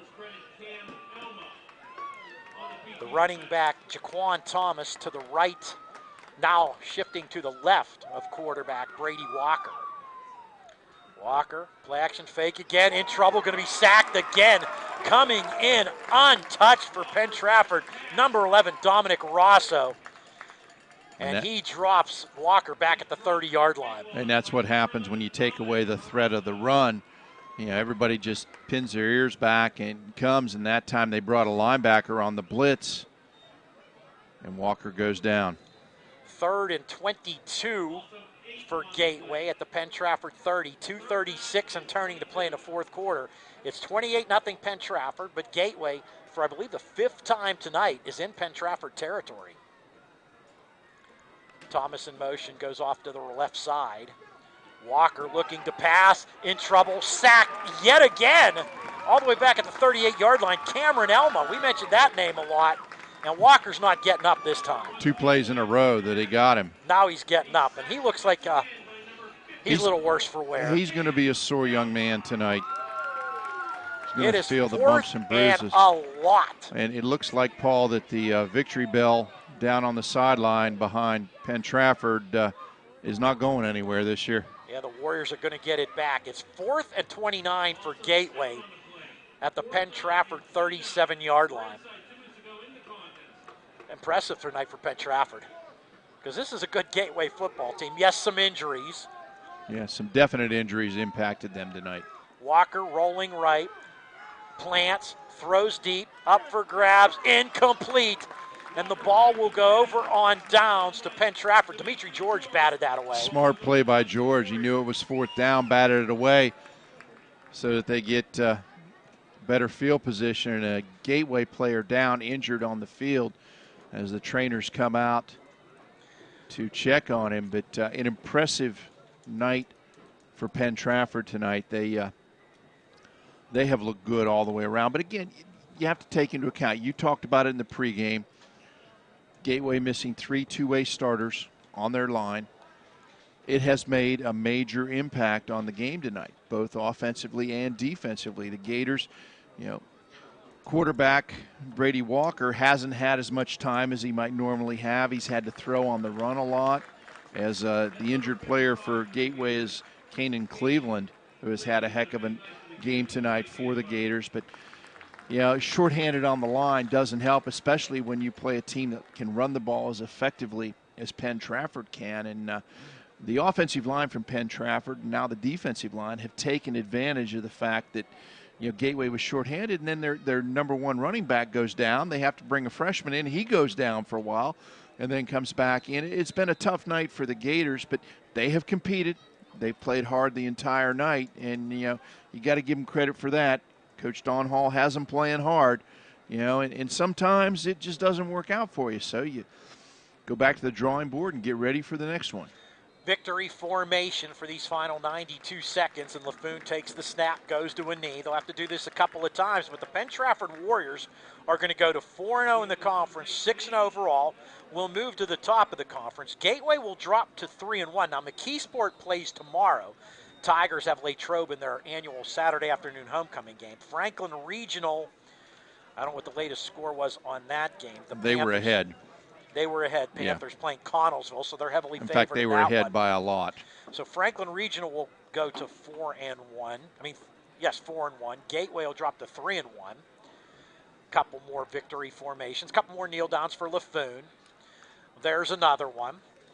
And Penn-Trafford next week, the Warriors travel to Franklin Regional in a big matchup. Gateway will go to Plum. And I believe LaFoon will have to take one more knee before we get out of here for this one. LaFoon looks back at the time clock. And he's still looking. He sees 25 seconds. Now he takes the knee. Your final score, Penn-Trafford 28, Gateway nothing. You've been listening to and watching WPIAL football here on the MSA Sports Network, powered by TribLive.com. People ask what drives me. It's the respect I have for my opponents, the trust I have in my teammates, a coach who treats me with dignity, and a university that has faith in me on and off the field. That's what keeps me focused, why I practice harder, play my heart out. I play to win. I play for Carlo. Tell us your story using #WhatDriveSYou. Carlo University, a proud sponsor of the MSA Sports Network. TribLive has a little something for everyone. Sports from high school to the pros. News from across the street and around the world. Arts and entertainment. lifestyles, opinion, weather, photo galleries, video. You can even find your next job, house, and car. So look alive, Pittsburgh, and get the news you want and information you need all in one place. TribLive.com. TribLive.com. News and more 24/7. The team at UPMC Sports Medicine doesn't just rebuild wrists and knees. They build better athletes. Athletes at every level who want to get stronger and faster and prevent injuries. Fact is, no other sports medicine program in the region is more experienced when it comes to treating, training, and inspiring athletes. UPMC, the official healthcare provider of the Penguins, Steelers, and you. Find out more at upmcsportsmedicine.com. AstroTurf, a pioneer in sports surfacing, proudly supports high school athletics. Visit one of their 280 fields in the tri-state area to see their cutting-edge technology. AstroTurf's focus on R&D enables them to provide innovative surfaces that protect athletes and stand the test of time. AstroTurf now propels performance with iconic turf fields and legendary record tan tracks. They manufacture, build, and maintain a full range of turf and track systems for total quality control. Learn more at astroturf.com. For the most complete recap of Friday night's WPIAL football action, tune in on your way home from the game to the MSA Sports Scoreboard Show here on the MSA Sports Network. Hi, I'm Don Rebel. Join me in the MSA Sports Gang for all the scores and recaps from the top games, plus the MSA Sports Roundtable. That's the MSA Sports Scoreboard Show after the game on Friday nights on the MSA Sports Network and at msasports.net. Alongside Lou Rood, Paul Paterra, Penn-Trafford High School Warrior Stadium, Class 5A Big East Conference, all Penn-Trafford tonight. The Warriors defeat the Gateway Gators 28-0. And the Penn-Trafford Warriors scoring first. Actually made things happen with the opening kickoff, like a Squibber onside kick to start the game. Gateway fumbled, Penn-Trafford recovered. Did not score on that possession, but scored on its next possession. A 2-yard touchdown pass from Cam LaFoon to Dom Rosso at the 4:29 mark of the first quarter. Terabrella's extra point made it 7-0.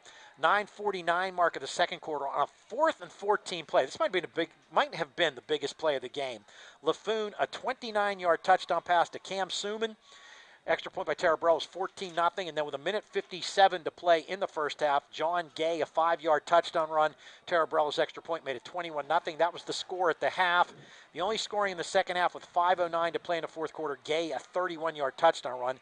Gay ended the game with 118 yards rushing. LaFoon, Penn-Trafford quarterback, 86 yards rushing. Gateway had its chances, spent at least, I think, 5 possessions in Penn-Trafford territory. 3 were stopped on downs, twice fumbled the football. Brady Walker's arm will have to be iced down. 21 of 42 passing the football for 210 yards, but tonight belongs to the Penn-Trafford Warriors. They came in as the best defense in Class 5A and showed that to be the case here tonight, Lou. Yeah, they took it to a depleted Gateway team, missing 3 two-way starters on their offensive and defensive line. They lost their number 1 tailback early in the game, had to go with a freshman the rest of the way, and even he got hurt for a while and had to come out of the game. So, kudos to Gateway. They never quit. They played hard the entire game. They just came up short tonight, and they're going to be able to bounce back, and better days are ahead for them. But at the same time, what an impressive night by Penn-Trafford tonight. They dominated on both sides of the ball. And you mentioned Gateway had their opportunities 5 times inside Penn-Trafford territory, 3 times inside the red zone. 2 fumbles that were recovered by Penn-Trafford, and then a turnover on downs, and that was the name of the game for the Penn-Trafford defense tonight. So they can put a big goose egg up, their 3rd of the season, and they stand alone atop the 5A Big East Conference with a 4-0 conference mark and move to 6-0 overall. Don't forget, coming up next, the WPIAL Football Scoreboard Show with Don Rebel at the MSA Sports Control Center with all the scores and recaps from Week 5. Don't miss the WPIAL Football Scoreboard Show after the game, only here on the MSA Sports Network, powered by TribLive.com. Well, Lou, an impressive performance for Penn-Trafford. We thought this was going to be one of those great games. Not that it was a bad game, no, it was just an impressive performance from the PT Warriors. Yeah, it was. We expected it to be a competitive game. It was competitive at times.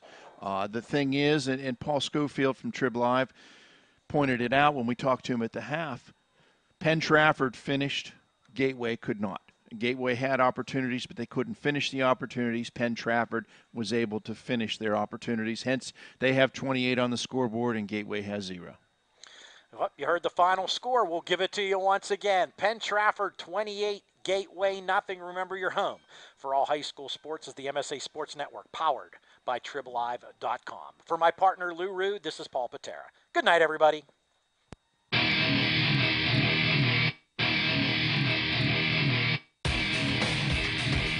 You have been listening to WPIAL Football 2017 at MSASports.net. Sponsored in part by UPMC Sports Medicine, by Carlow University, by Chick-fil-A Robinson, and by Management Science Associates.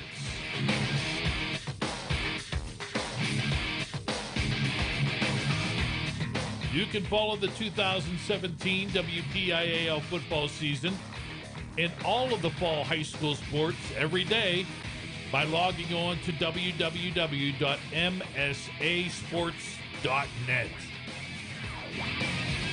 The preceding has been a special presentation of the MSA Sports Network.